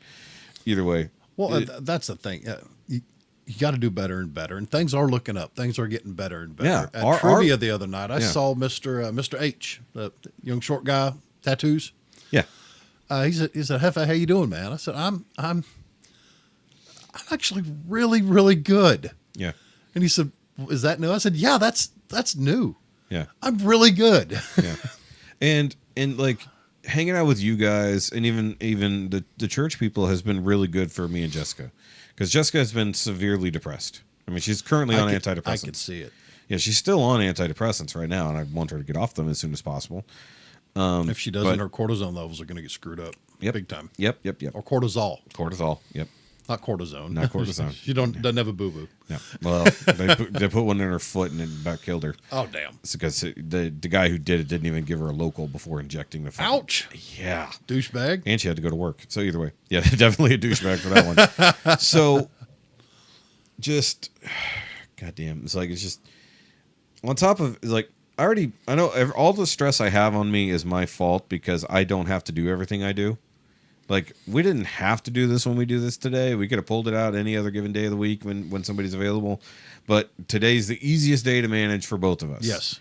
And that's why I do it on this day. Even though I got my zombie day. It's your zombie day, and like you were dead tired, and I was dead tired when you showed up. But we're pepped up. But we're pepped up because we started talking. Got some fuel. But yeah, we're alcohol fueled apparently. Well, I didn't need the alcohol to get fueled because that much tequila doesn't affect me that much. But it's just the we got great fuel mileage. Yeah, exactly.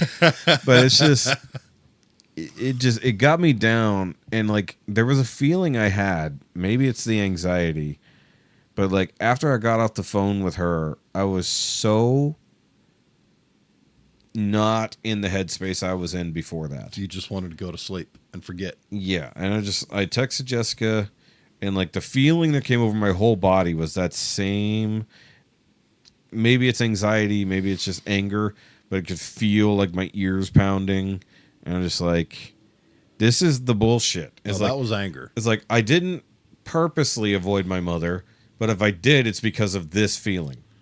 It's like because if I was purposely doing it, I would say, fuck that, we're not talking to her. And that's not what I did. I kept saying, we need to do this.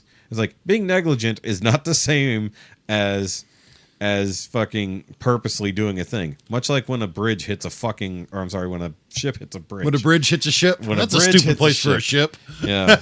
It's a stupid place. Who put this ship here?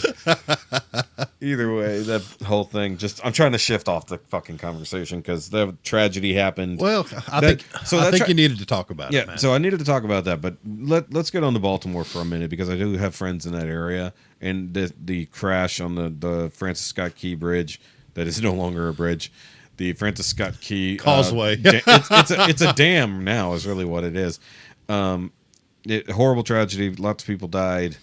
They're still trying to tear apart what's left of the bridge so they can move the fucking boat. Oh, what I read is something like 10 years to get that thing rebuilt. That was my estimation because it took them 5 years to build. What I in the didn't first approve place. of was the puppet in chief going, "Hey, we're going to pay for it all. We're going to make sure it gets rebuilt." Yeah, that's not on you. That's on the company that destroyed it to have insurance to deal with that. So no, taxpayer dollars should not go to fix that. So help maybe, reimburse maybe, but not pay for. Loan them the Army Corps engineers, help them plan it. Yes.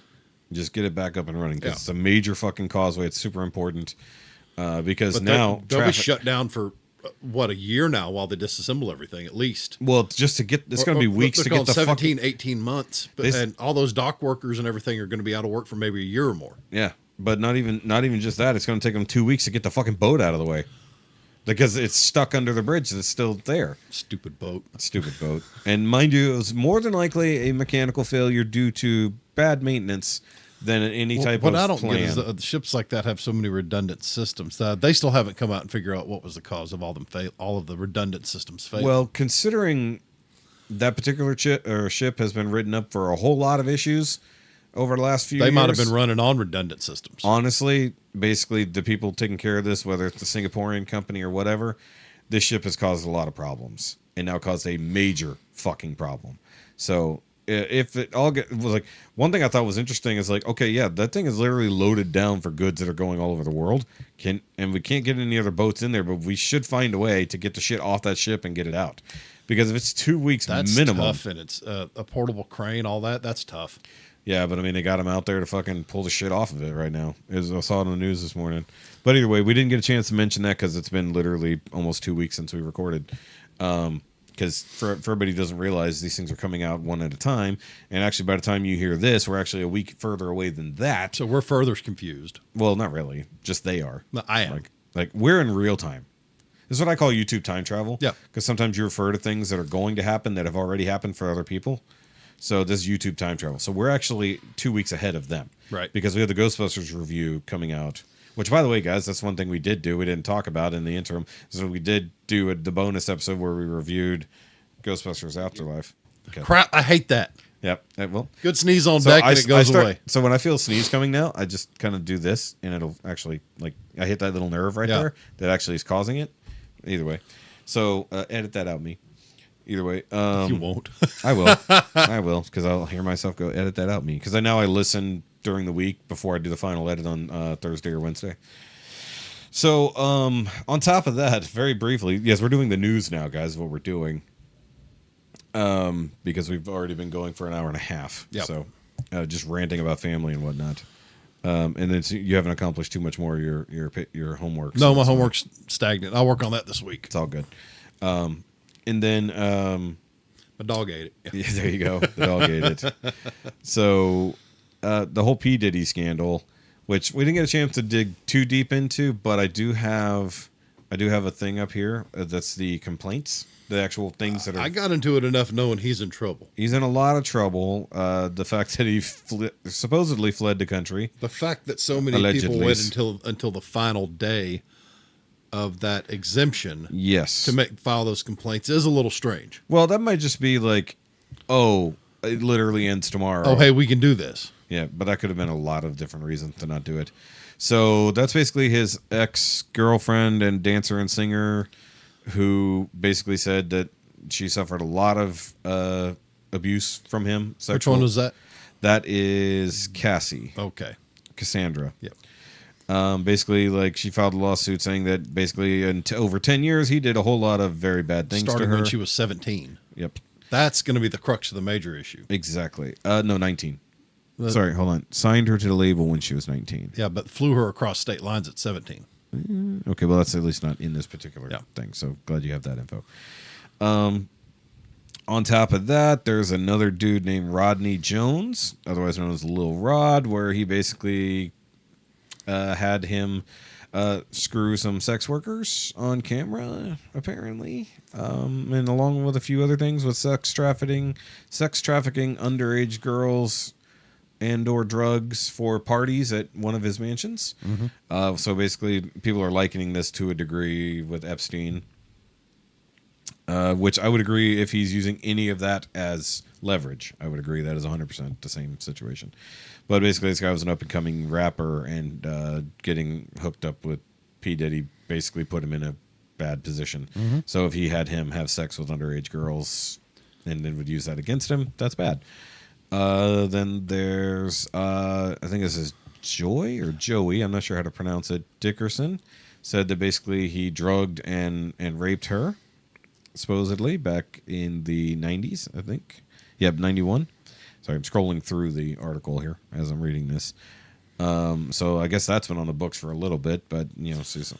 I just have a hard time figuring out how so many people like that, how their moral compass can get skewed so quickly and so far off center. I would say Los Angeles and New York do that. Yeah, I guess. Yeah. Being in a place that of just that kind of demonic energy and being exposed to the people in the industry. Sodom and Gomorrah got destroyed for less. Yes, but God also said he wouldn't do that anymore. You may want to rescind that. Well, someday we're gonna have a comeback tour that'll take care of all that problem all at once. So there's a bunch of anonymous women who basically said they were also sexually assaulted at some point. This one is an anonymous plaintiff. Accused him and another guy of raping her and her friend in 1990 and 1991. Then there's also a Jane Doe. That was the one who said that he was part of gang raping her at 17. Okay. Back in 2003, so not that long ago. And then also accused him of a sex trafficking scheme where that's the one you might be thinking about.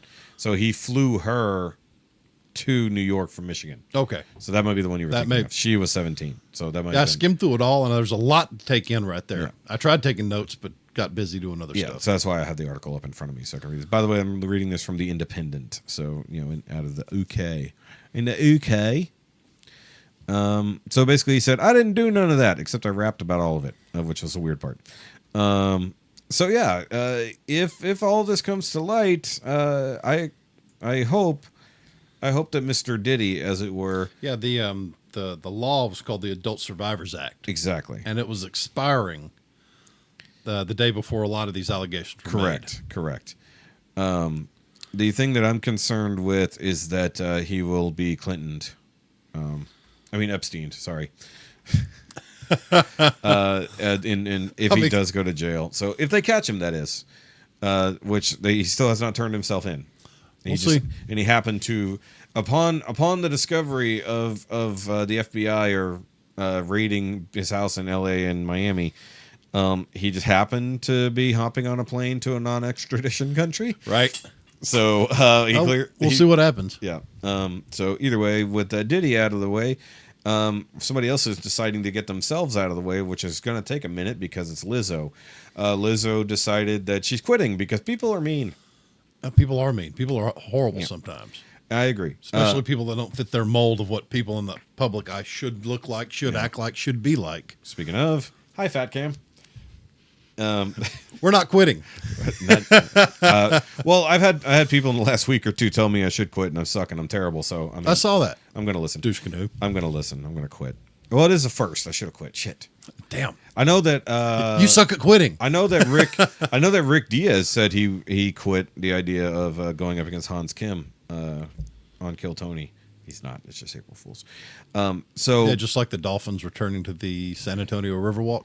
Yes. Yeah. Yep. God, I haven't looked into all the silly April Fools Or stories. the Bucky's coming to Montgomery County. That's still supposedly happening. It might be a good April Fool's too. Yeah, but they put it up before April Fools. So where's it going in? In Willis. I hope so. They said in Willis things are gonna be in that gap up there between 8:30 and 1097. Where else would you put it? That'd be a decent spot. It would either have to be north of that by Calvary. That bit they're clearing off right north of the fish pond. Actually, you could put it up there between Calvary and... Because it's supposed to be the biggest one in the country. If it's the biggest one in the country, they're going to need a lot of land. We're going to do all right. Because they're pretty fucking big. I wouldn't mind. I hope they have the car wash, too. Dude, if I can just go up there and give me a fucking breakfast taco, I'm down. And the Taco Reaper hot sauce. Yes. Have you had that? No. It's so good. But let's get back to Lizzo here, because basically she's tired of being dragged on the internet by everyone and be like, well, stop doing shit that people will drag you for and it won't be a problem. Right. When she came out at first owning who she was and what she was, that was great. Yes. As great as the fat positivity movement is, because frankly, telling people to be massively overweight and being okay and healthy is right. You and I both know that being massively overweight is not healthy. It's not healthy, but at the same time, you can still eventually like yourself for who you are. Yes. But we are making changes. Like yourself while you improve yourself. Exactly. Or like yourself, and better yet, like yourself enough to improve yourself. Because it's easier to stay shitty when you feel shitty about yourself. Yes. Unless it's on meth, in which case you get skinny anyways. Or you lose all your teeth so you can't eat. But the biggest issue is she happened to say all of this stuff about everybody being mean, picking on me, about being fat, or doing all these other ridiculous things that she does, either in music videos or otherwise, like getting to play what's-his-face's crystal flute at the inauguration. But she played it pretty good. She did. She played a thing that had literally probably not actually been designed to be played. And she played it well. She did play it well, but also why? She happened to say that she's quitting right on the heels of her still being sued by her dancers that she forced to do questionable sexual, religious, and racial harassment things. Well, I'm sorry, she did those things. So, hold on. So, she's got her dancers that have been named here, but I'm not going to bother reading it off. I will link the article down below, by the way. It says, sexual, religious, and racial harassment, disability discrimination, assault, and false imprisonment. Wow. So, I would also not be on the internet anymore if all of that was being levied at me. I'm out. Done. But she says, no, these are all sensationalized stories. It's like, really? The part where you made them eat bananas out of the vagina of a sex worker in Amsterdam? Oh dear, was a thing. And I guess the false imprisonment was tying them up. I'm assuming false imprisonment. I remember there was a story where they locked him in a room for some reason. I forgot what it was at this particular point. I'm sure I could dig through and find it. But this part here, I love this. This is great. I am very open with my sexuality and expressing myself, but I cannot accept or allow people to use that openness to make me out to be something I am not. addressing the accusations of sexual harassment. So it's okay to be openly sexual in the world as long as it's hurting others. Really?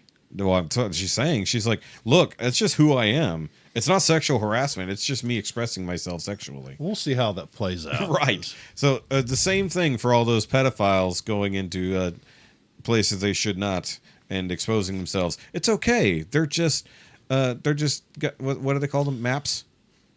I don't know. Oh, you never heard of this? I know if it happens around me, they're getting stomped. Minor attracted persons? Yeah. Yeah. So that's okay. It's okay for them to do that. You let me catch you following a little girl into the bathroom. I'm going to yank you out of there and stomp your lights out.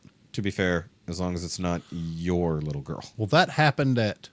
It's happened a lot. Well, that happened at the... And it keeps happening a lot. To a friend of ours. Yeah. Miss... By the way, I feel bad because I haven't hit this button. To be fair. Well, the owner of a local brewery actually saved our mutual friend. Remember that? Oh, yeah. I forgot about that. The fellow tried to assault her in the bathroom at a downtown brewery. That's right. Downtown Conroe. Yeah. But I forgot about that. The owner of the brewery grabbed the guy, yanked him out of there, and started beating on him, chased him blocks down the road. I forgot about that. And kept Miss, we're going to call her Miss S. Yeah. From being hurt. Yeah. I forgot about that. Sweet young lady. I forgot about that, actually.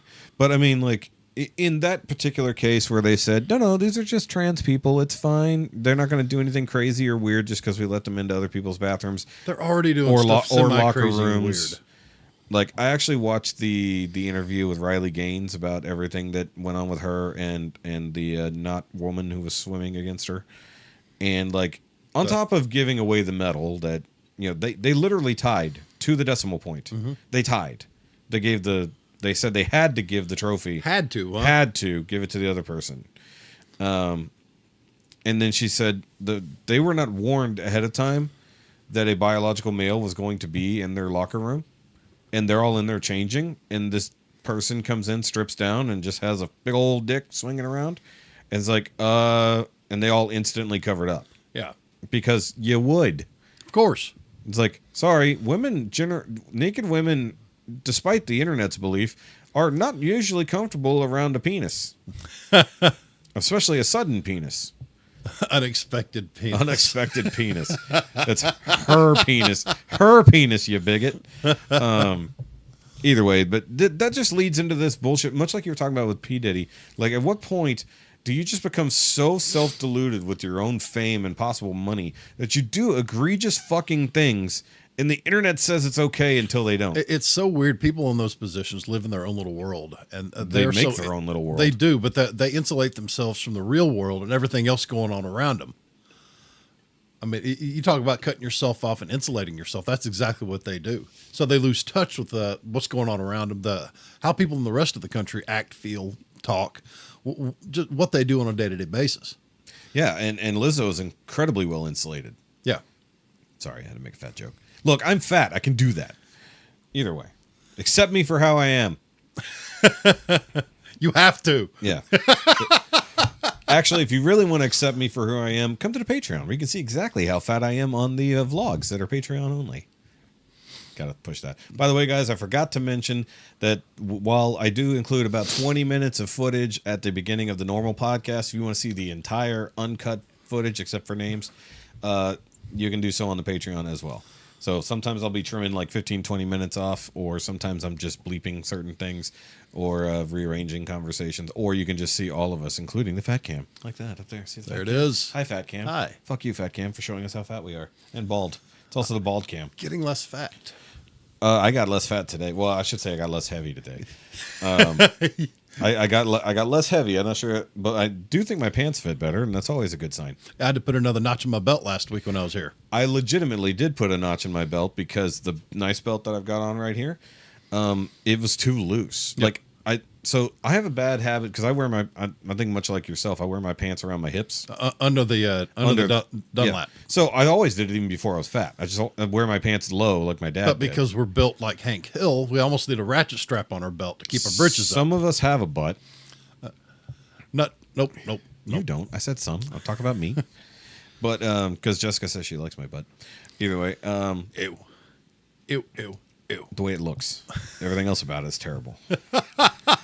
But either way, I would. What do you mean looks wide? Gotcha. Yeah. Yeah. It's like I would show y'all, but then there'd be lawsuits, and I'd have to quit the internet. That's a whole like, different Patreon. I got. Yeah. That's the $85 level. All it is just my butt. Well, actually, the funny thing is, during some of the vlogs, especially when I was taking everything apart in here last week. I saw you had some plumber's crack hanging out. Well, I had to remove said plumber's crack from the video repeatedly. So before that, so I did 3 vlogs in here. 1, moving the desk. 2, doing the wall. And then another one where I was like, I'm having to edit around butt cracks here. Just throw a censored bar over. I did. It was bad. Like, there was one time where I was like, because of my specific position and how bad it was, I like had to do like almost an eighth of the screen. I was like, welcome to our new game, butt or cleavage. Well, judging by the hair, it's definitely butt. So, to do a hard segue onto a sad story, because you have to watch Gen V. I have to, but I'm not there yet. You're not there yet. So I know nothing about the story, the actor involved, anything. Here's the sad part, guys. The guy who played Polarity, I believe is his name in his superhero name. The actual young man's name is Chance Perdomo. Sadly passed away this last Saturday in a motorcycle accident. They don't have any other cause or anything else like that. But he was on Gen V. He was the guy who had magnetic powers. He was one of the top 5 or whatever they called him in the show. I don't think I've ever even seen him in the show yet. In episode 1, you definitely did. Okay. Yeah. So, because they introduced everybody in episode 1. So, he was the one in. So, episode 1 was when they went out to the nightclub at the end and they killed that girl, or almost killed that girl when he shot like a thing through her neck. Did you see that? I don't think I'm there yet. I think pretty sure it was episode 1. Someone pulled in at work, a truck pulled in, and I had to move off and do stuff. So he's the one, he can manipulate metal like Magneto, basically. So either way, because I forgot the character's name on the show, but either way, yeah. So he's 27, British American actor, and he was not only on Gen V, he was on the live action like new Sabrina Teenage Witch thing on Netflix. Nope. So it's Chilling Adventures of Sabrina. So it's a far more adult version of the show, not very kiddie or anything else like that. And he played one of her family members on the show. I didn't even know that because I hadn't seen it. But let's see here. Scrolling down, died Saturday as a result of motorcycle accident, which authority said no one else was involved in. So that kind of, it just seems almost like a Paul Walker. Well, bikes are inherently dangerous. Yeah, that's why I won't get on. Especially sport bikes. Yeah, I have no idea what kind of bike he was on. Me either, but I'm assuming it might have been a sport bike just because unless you're very skilled on them, they can get out of control, turn into a unicycle in a heartbeat. Exactly. Though the only thing, well, I don't say the only thing, obviously the loss of life sucks, but because they were in getting geared up for season 2 of Gen V, now it's on indefinite hiatus. Because really, they can't sign. No, that's a horrible term. I'm not going to use it, but they can't find a lookalike. They don't need a lookalike. They just need someone to take over. I mean, like, because this character is still going to be important, so they can't. So this is what I always talk about. This is what I call now the Chadwick Boseman problem. So he's a guy who played Black Panther in the MCU. Okay. He died of cancer. He didn't tell anybody he had cancer. He played the character and did other movies. Did a fantastic job as that character. Yes, and then he died suddenly of cancer. Right before managing to film Black Panther 2. Mm-hmm. So instead of taking the time to just find a replacement and carry on, they said, no, we're going to show respect and we're just going to kill him in this show. Oh, no. I'm like... So I haven't even caught up there because I don't have Disney Plus and all that has all the Marvel films. Yeah, so spoilers for Black Panther 2, he dies in the first 5 minutes. He dies of a mystery disease that they can't cure him of. So... feline leukemia. So actually, they never say what it was. Oh, I'm sorry, that was bad. It was. So, and this is what I say. It's a problem because they completely eliminated a very important character from their storyline. All the storylines. I think it's going to stumble. It 100% will. Like in The Boys, if they would have shot The Boys and Huey died right after the first season, the whole thing would have been gone. Yeah. Well, just find a new person. Like, honestly, just find a new person. They're so... It's like, it happens all the fucking time. Whether it's drugs, death, fucking personal injury, like something happened in Iron Man. They got a new person to play. What's his name? Yeah. Yeah, exactly. They replaced Rhodey after one movie. Yeah. And, like, mind you, that's a movie, not a TV series, but that's 20 fucking movies later. Actually, almost 30 movies later now. And he's still in it. He's still the same character. Don Cheadle's still playing Rhodey. It started as Cuba Gooding Jr., right? No, it wasn't Cuba. It was Terrence Howard. Radio? No, that's Cuba Gooding Jr. Terrence Howard. Pearl Harbor. No, still Cuba Gooding Tiger Jr. Woods. No. Still Cuba Gooding Jr. Fucking racist. Can't even. No, just bad at actors. Yeah. No, it's fucking Terrence Howard. Do you ever see Hustle and Flow? No. Oh, you should. It's a great movie. But he did a lot of things. He's also on is a show called Hustle? I think it's, you probably didn't watch it, but either way, Terrence Howard, he's a great actor, but I think he bailed thinking it just wasn't going to make any money. And so they had to replace him with Don Cheadle, and he comes back, he's like, well, fuck me. I would have been like 6 figures. Right? I'd have been 6 figures guaranteed deep now. Don Cheadle did a good job with the role, though. Yeah. But now we know, never mind, I'm not going to spoil that for you. Either way, either way, it's early enough. We only got one season under our hat, and we still have a story to fucking tell, and we still need his character. They want to see the story. They should rock it. Just find somebody to replace him and just be sad about it. Seriously. In memory of. Seriously, it happens all the fucking time. And like, if he was like the lead, okay, then you might have They an figured issue. out a way around it with Ghostbusters. Barely. Yeah. Barely. Well, no, they didn't, because they made that story because he died, not in lieu of. Well, still, he was a transparent reminder. Yeah. Now, yeah. Still Bill Murray's fault we didn't get a proper Ghostbusters 3. If you guys want to hear about my Ghostbusters Afterlife rant and now my Ghostbusters Frozen Empire rant, well, you would have heard it by now because this episode came out after the fact. He has some opinions. I've re-listened to it again to just listen to myself rant.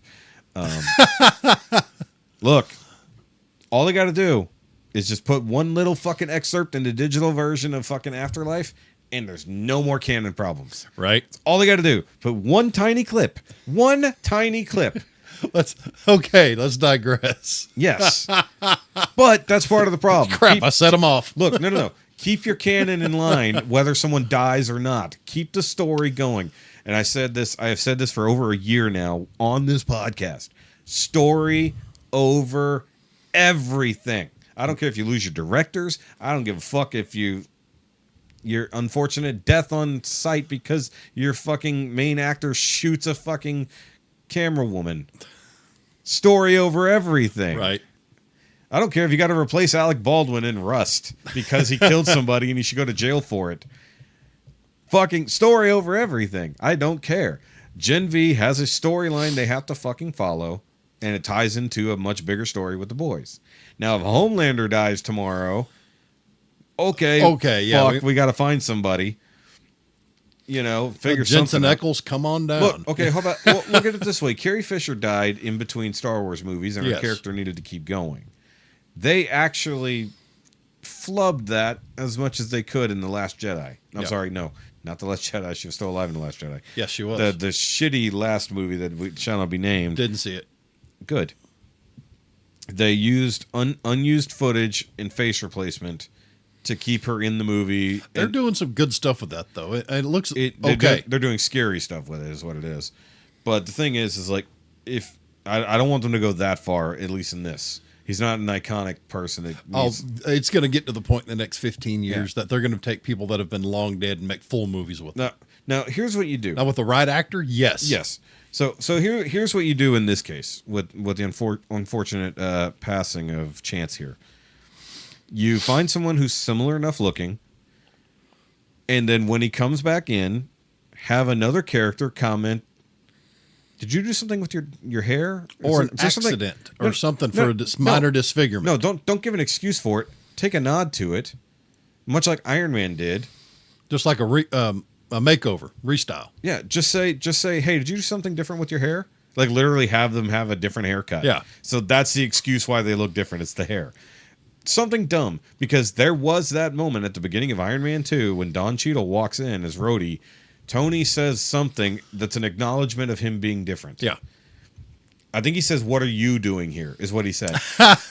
Because he's like, basically like, "You're supposed to be the other Rhodey. Why are you here?" And I think that's exactly what he says. Like, "What are you doing here?"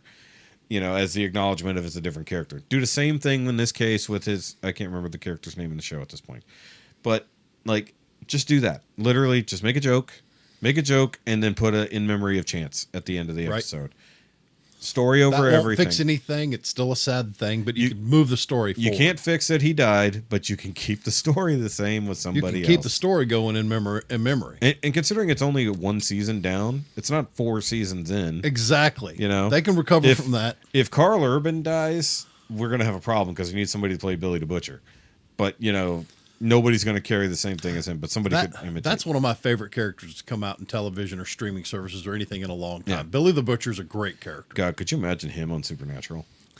as like the Uber Bobby? He'd make Dean look normal. Yeah, like the Uber Bobby. Like he's like we got to call Butcher. Oh no, we're not calling Butcher. and then they show up because they have to get a hold of Butcher, and he's like, "What's up, you cunts?" He beat me to it. Yeah. Oh, the fucking demons are at it again. I can't do that accent, but either way. But I'm just saying, like, in this case, like, much like Lizzo, just replace him with someone else. Like, either way. I mean, it is a sad passing, to be fair, because he's so young. 27, man. Like, and to go out like that. Yeah, that's tough. At the beginning of, like... And they can't say he died doing what he loves. Yeah, I like riding my bike as much as anyone else. Yeah. But that's not my love. That's not my passion. It's something I do to clear my head. It's something I did to, not escalate an argument at home with the wife. That was a good therapist. But that's not what I loved. Yeah. Sorry, I just had another thought towards a team name, but then I changed my mind. That's a terrible idea.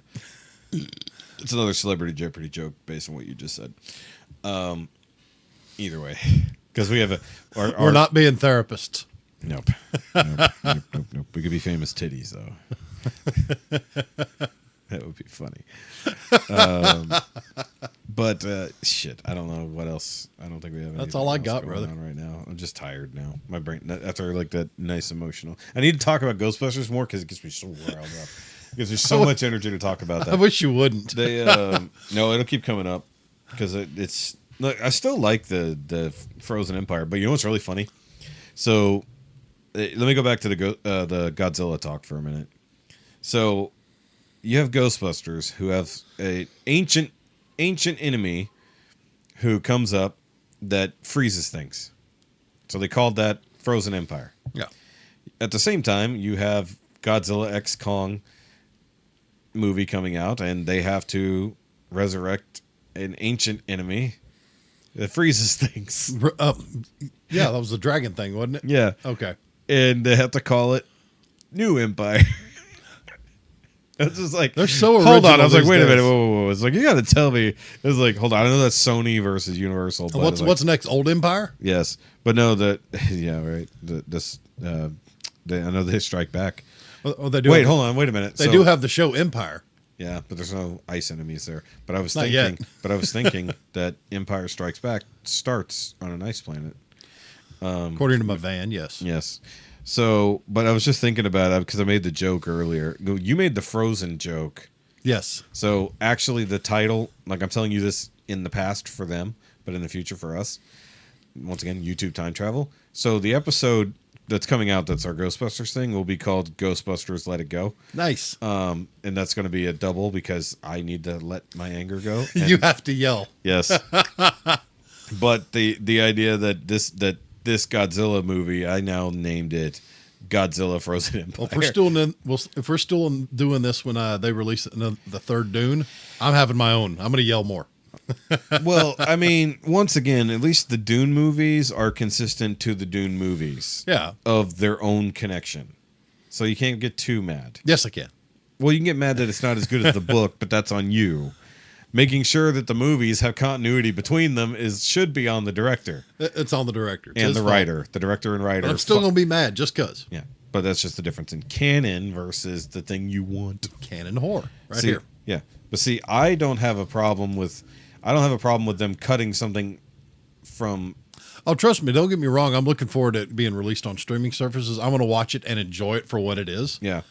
Because I'm done being mad at it. I do want to watch Dune 2 again because Yeah. that was fucking good. And I watch it at home where I can drink more. Right? Yeah. It'd be more fun. Get the popcorn bucket. Nobody has one. You can go buy one for like $400 or whatever. Good they're on grief, eBay. they're going for that much now? Actually, hold on. Let me do a quick Google. I want to see. Hold on. Dune. What was that thing I sent you? Lord, popcorn. forgive me for what I'm about to Yes, do with this exactly. popcorn bucket. Not busted bucket for sale. Let's see. Okay, it's not that bad. People are selling them for like $60. That's not terrible. Oh, that one's been airbrushed. That's nice. But are they used? Okay, here's one for $95, and there's one for $179. Oh, good grief. Oh yeah, I didn't even consider. Some people may not be selling the bucket itself. They're selling just the top. Just the top, yeah. But the bucket is metal, so that's actually that's something, and it's gold on the inside. Oh, I was wrong. There's one right there on eBay for $325. Oh, good grief. I was wrong. Okay, there's one for $175 and whatever the fuck Poshmark is. That's a upselling thing. Clearly.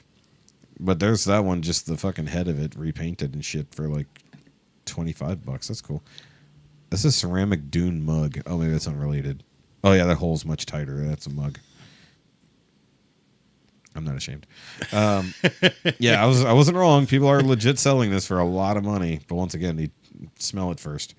Have it tested Yeah, I was like, I put it in the dishwasher 3 times. 3 times. I'm never using it for popcorn. Just buckets. Buckets. Just buckets. Fucking A. Because there was something else I was thinking of, and I forgot what it was. Uh-oh. Up until now. Got on too many rants. I forgot the other. We did kind of rabbit. You know what? You know what makes me sad? You see that really cool thing right there on the floor? That right there? Big Yeah. Nerf gun, yeah. Yeah. I have yet to be able to play with that, as it's still in its fucking thing, and I've had it for 2 weeks now. That's how busy I've been doing other shit. You have been busy.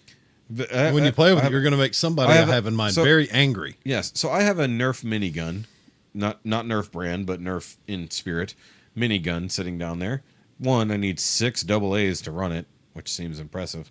It's like I want to get just a 10 amp fucking or a 10 volt battery, just fucking run the bitch up. I want to play with it, but also on top of that, that's a new project. Not that I need more projects. You need to tear it down. I need to tear it down, repaint it, make it look accurate. Well, real, I should say. Make it look a Nerf. Yeah, not nerfing. So that should be fun. I think one thing I might do, depending on, once again, I don't need more projects, but I might try to find I need to look at it internally, because it looks like it's got a pretty decent sized hole in which it fires, because it obviously doesn't come out through the barrels. It comes out through a center barrel down the middle. Yeah. But that is meant to spin. So, as far as I know, anyways. So, I need to look and see if it's going to be massively inaccurate, or I need to add a rifled barrel down the middle that'll make it really fucking accurate. Right. And be pointing a laser. Just sit there and nail people. So, actually, the reason I got that, so I didn't tell you about this. Because you're 12? No. Yeah, I mean, yes, but also very cheap. It's only $45. Yeah. For something like that, it's only $40. You go buy a equal size Nerf gun. Okay, it's that Nerf rifle right there from Halo. That's $100. $100 fucking dollars for that. Mostly that's the Halo name behind it. But that unnamed, not Nerf, $40 for that huge motherfucker. It comes with a tripod, all those fucking darts, and all that other shit for $45. That's nuts. Either way, what I was saying was, the reason I got that is because a mutual friend of my cousin, well, friend now, but I met him through my cousin. Actually, once again, small world. So my cousin Charlie, one of his good friends from work, his name is Eric. They worked together before, and they're obviously still good friends. He's married to the cousin of my best friend growing up. Okay. So we went to his birthday party about a month ago. Walk in, and mind you, I forgot this, but I was reminded immediately when I walked in, and my friend's dad is sitting there. And I'm like, hey, what's going on? I know you. It's yeah. And I hadn't seen him in 5 years. So right. It was a pretty big deal. But we bullshit back and forth on Facebook, though, which is funny. So the reason why I got that is because in the midst of the party going on, there were small Nerf wars happening. So they have Nerf guns all over the house, and he's got a decent size, also off-brand Nerf thing that is a twin drum. It's got inner and outer rings. Yeah. But it's all pump action. There's no power. to it. Okay. So everybody had basically calmed down by the end of the day, because we'd all been drinking, we'd all been outside. It was warm. We had barbecue. Everybody's calming down. And at one point, it was like a 2-on-1 battle. Eric was hiding behind a overturned ottoman, firing out of the house at us, and we're like trying to shoot at him, which was bullshit. So at one point when he ran out, I like dove through the door and shot him in the face. But later there was a small child shooting at us with like the little bitty ones. And like she's shooting us from behind while we're trying to defend against Eric. And like she shot me like right in the ass. And like those little ones have a lot of velocity considering. Yeah. So later, while she's shooting at me, I'm like, don't do it. Don't do it. So I'm shooting. She's off the porch. I'm on the porch. And I shoot between the rails and put her right in the fucking cheek. Then you're the asshole. Yeah. And then like... And at first she laughed, and then she had the shocked look on her face, and then she started crying. And so her dad... Shoky makes little girls cry. Only with Nerf guns. Not like Diddy. Diddy does it in other ways. Bad man. So she cries. Her dad, who was the other one in the battle with us, goes down, picks her up, and everything else like that. And she's starting to develop a good-sized welt. So, and like everybody's mad at me, and I'm like... She literally started it. And she's like, but she's a little girl. I'm like, a little girl who's in a Nerf war with the rest of us. Right. If another little kid did it, you wouldn't be as mad. It's like, just because I did it, I'm the asshole. Exactly. It's like she was blind. It's like she was shooting us from behind while we're fighting with Eric. She It's fights with no honor. She fought with no honor. I shot her in the face one-handed through the fucking rail without even aiming. I just went and shot her in the face and just kept fighting back against the other people. It's like, look, it's a Nerf war. Someone's going to get it. I'll shoot your kids all day with Nerf. Eric got hit right here behind the fucking ear. He about went down. He was pissed. Like, literally, like, he's over here. Like, she's shooting at him from behind. He's shooting at me like an asshole because I wasn't even in it. Oh, it's time to modify. It's time to up the pressure. I wasn't even in it at that point, and he was shooting at me. So when somebody else shot him from behind and it nailed him right behind the fucking ear, he was pissed. And I was just like, it's a fucking war, buddy. It is what it is. So, and the thing is, like, she's like all pretending like she didn't do anything, and I'm like, she's a fucking liar. And like everybody, all the women are looking at me like, don't be so mean. And then her dad is, no, don't believe her. She's a liar. Dad is literally like, no. It's like he said that she did that. She 100% did. Oh, that's great. Yeah. So the dad, it was like 100% on my side. It's like, one, it's a Nerf war. Two, he knows she's full of shit. And so like they got her little ice pack to put on her face, and then she's like, once she got caught, she started laughing. Yeah. And it's like, yeah, that's right. You fucking know you did this. Can't take it. Stay off the battlefield. Exactly. It's like, yeah, I get it. It hurts. I got whelps too.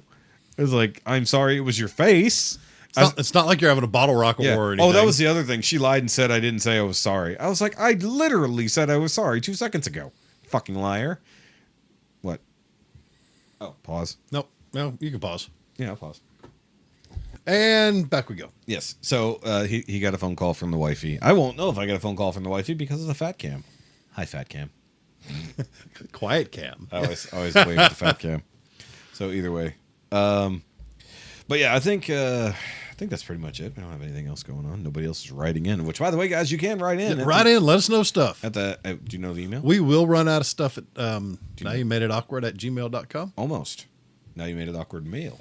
There you go. Yep. Got to remember the mail. Mail. Always remember mail. MAILE. No. Maybe that's why they're getting confused. They're like, I just keep writing in. All I keep getting back is weird pictures. Be better than penises. Hefe. Spell it right. Yes, I keep getting back weird pictures of penises. I don't understand why. Once again, another unexpected penis. Unexpected penis. There we go.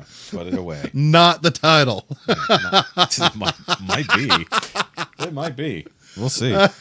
I will do that. I don't care. Like I said, go back and look at my title. Have you looked at the titles? I have. Some of them are nice. Hold on. Let me just. I got to pull this up because not everybody gets my sense of humor, but Jeff does. So let me pull this up real quick so I can go back through episode titles over the years. So you saw Friday's episode. Yeah. Do farts have shapes? Which yeah.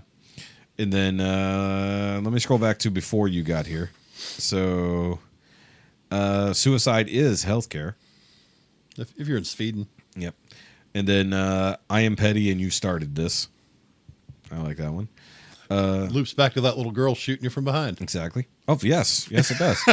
A rose by any other pronoun.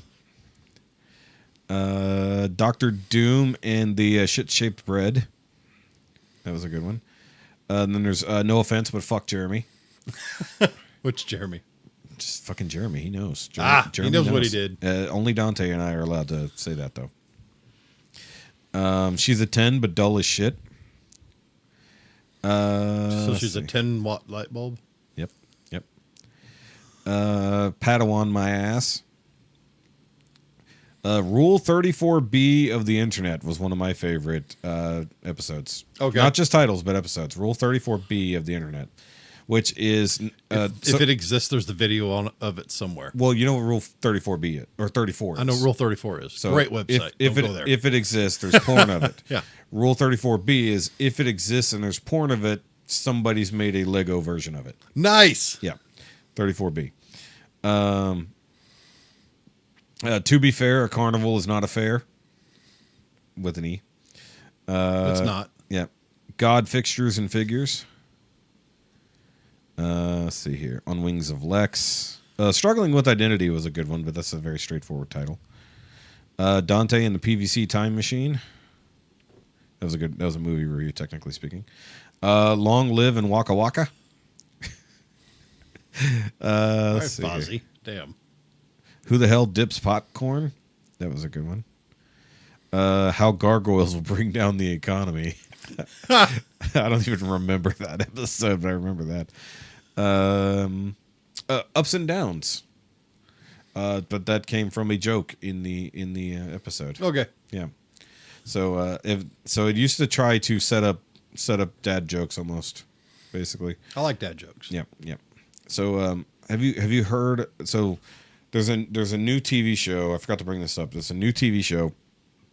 You've seen The Office? Yes. Okay. So mockumentary style. Yep. But this one is following a delivery driver who happens to have an extra chromosome. It's called Ups and Downs. Okay. I like it. Got another person with it. I like it. See, the setup is what matters. It's a great joke. Either way, Once and Always Awkward. Let's see here. Blood on the Metroplex. Yeeting Grogu's. That was a good one there. Let's wrap it up, brother. I'm seeing yellow. Yellow. That's fine. Let me get back. Hold on. I've got some better ones in the early days. That's where I was just saying random shit like there. At 40, I only get cheesecake horny. Nice. Yes, that's when I turned 40. And then, I'll get there later this year. Indiana Jones and a Rusty Mechanic. That was actually specifically about that. Is that a 3 or a 4 bagger? Nice. Yep, you get the reference, I think. And yeah, one of them that I was really proud of. Wakanda Forever, just not for you. Not invited, huh? Yeah, that was where white people were not allowed to. They were having black people only screenings of Wakanda Forever. Really? Yes, that was a thing that happened. That's for what, 2021? Yep. Or 22. Yeah, that's interesting. Yeah, isn't that great? Either way, so guys, let's see here. I already said right into the email, but also I forgot to mention once again, you can just send voicemails or voice clips, technically speaking, through the Now You Made It Awkward Facebook page. Go ahead and follow that. Sorry, I had a hiccup. And for those who are confused by me screwing it up, email at NowYouMadeItAwkwardMail@gmail.com. Once again. And then, of course, you can like and subscribe to anywhere you're watching or listening to this. And then, if, of course, you want the full uncut version where you see Jeff peeing later after this is over, I'm going to follow him in there with the camera. You better not. That's going to be awkward. Exactly. Unexpected penis.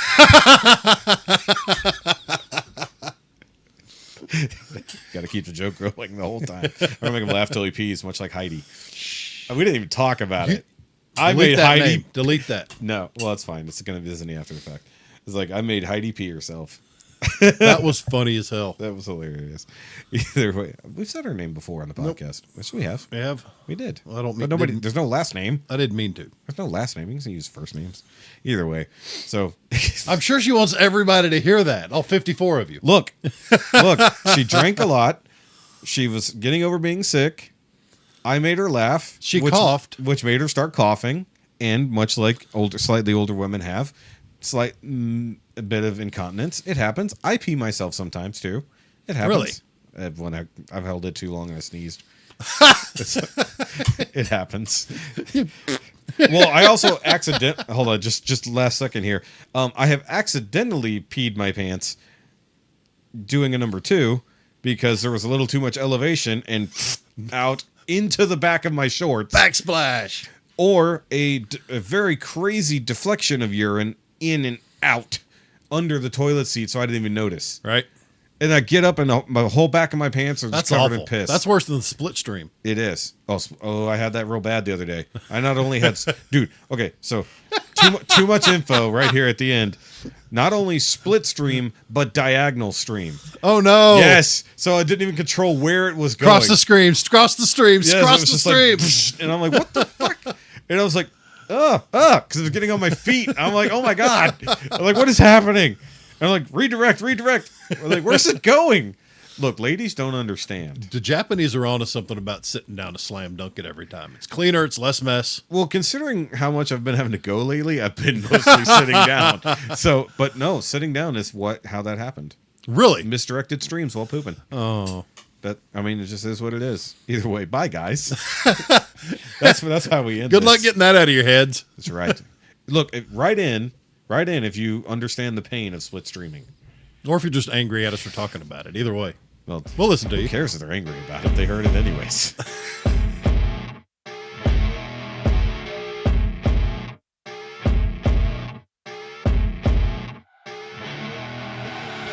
I see her rolling up, Uber black Cadillac, high heel boots and a sexy body full of tats.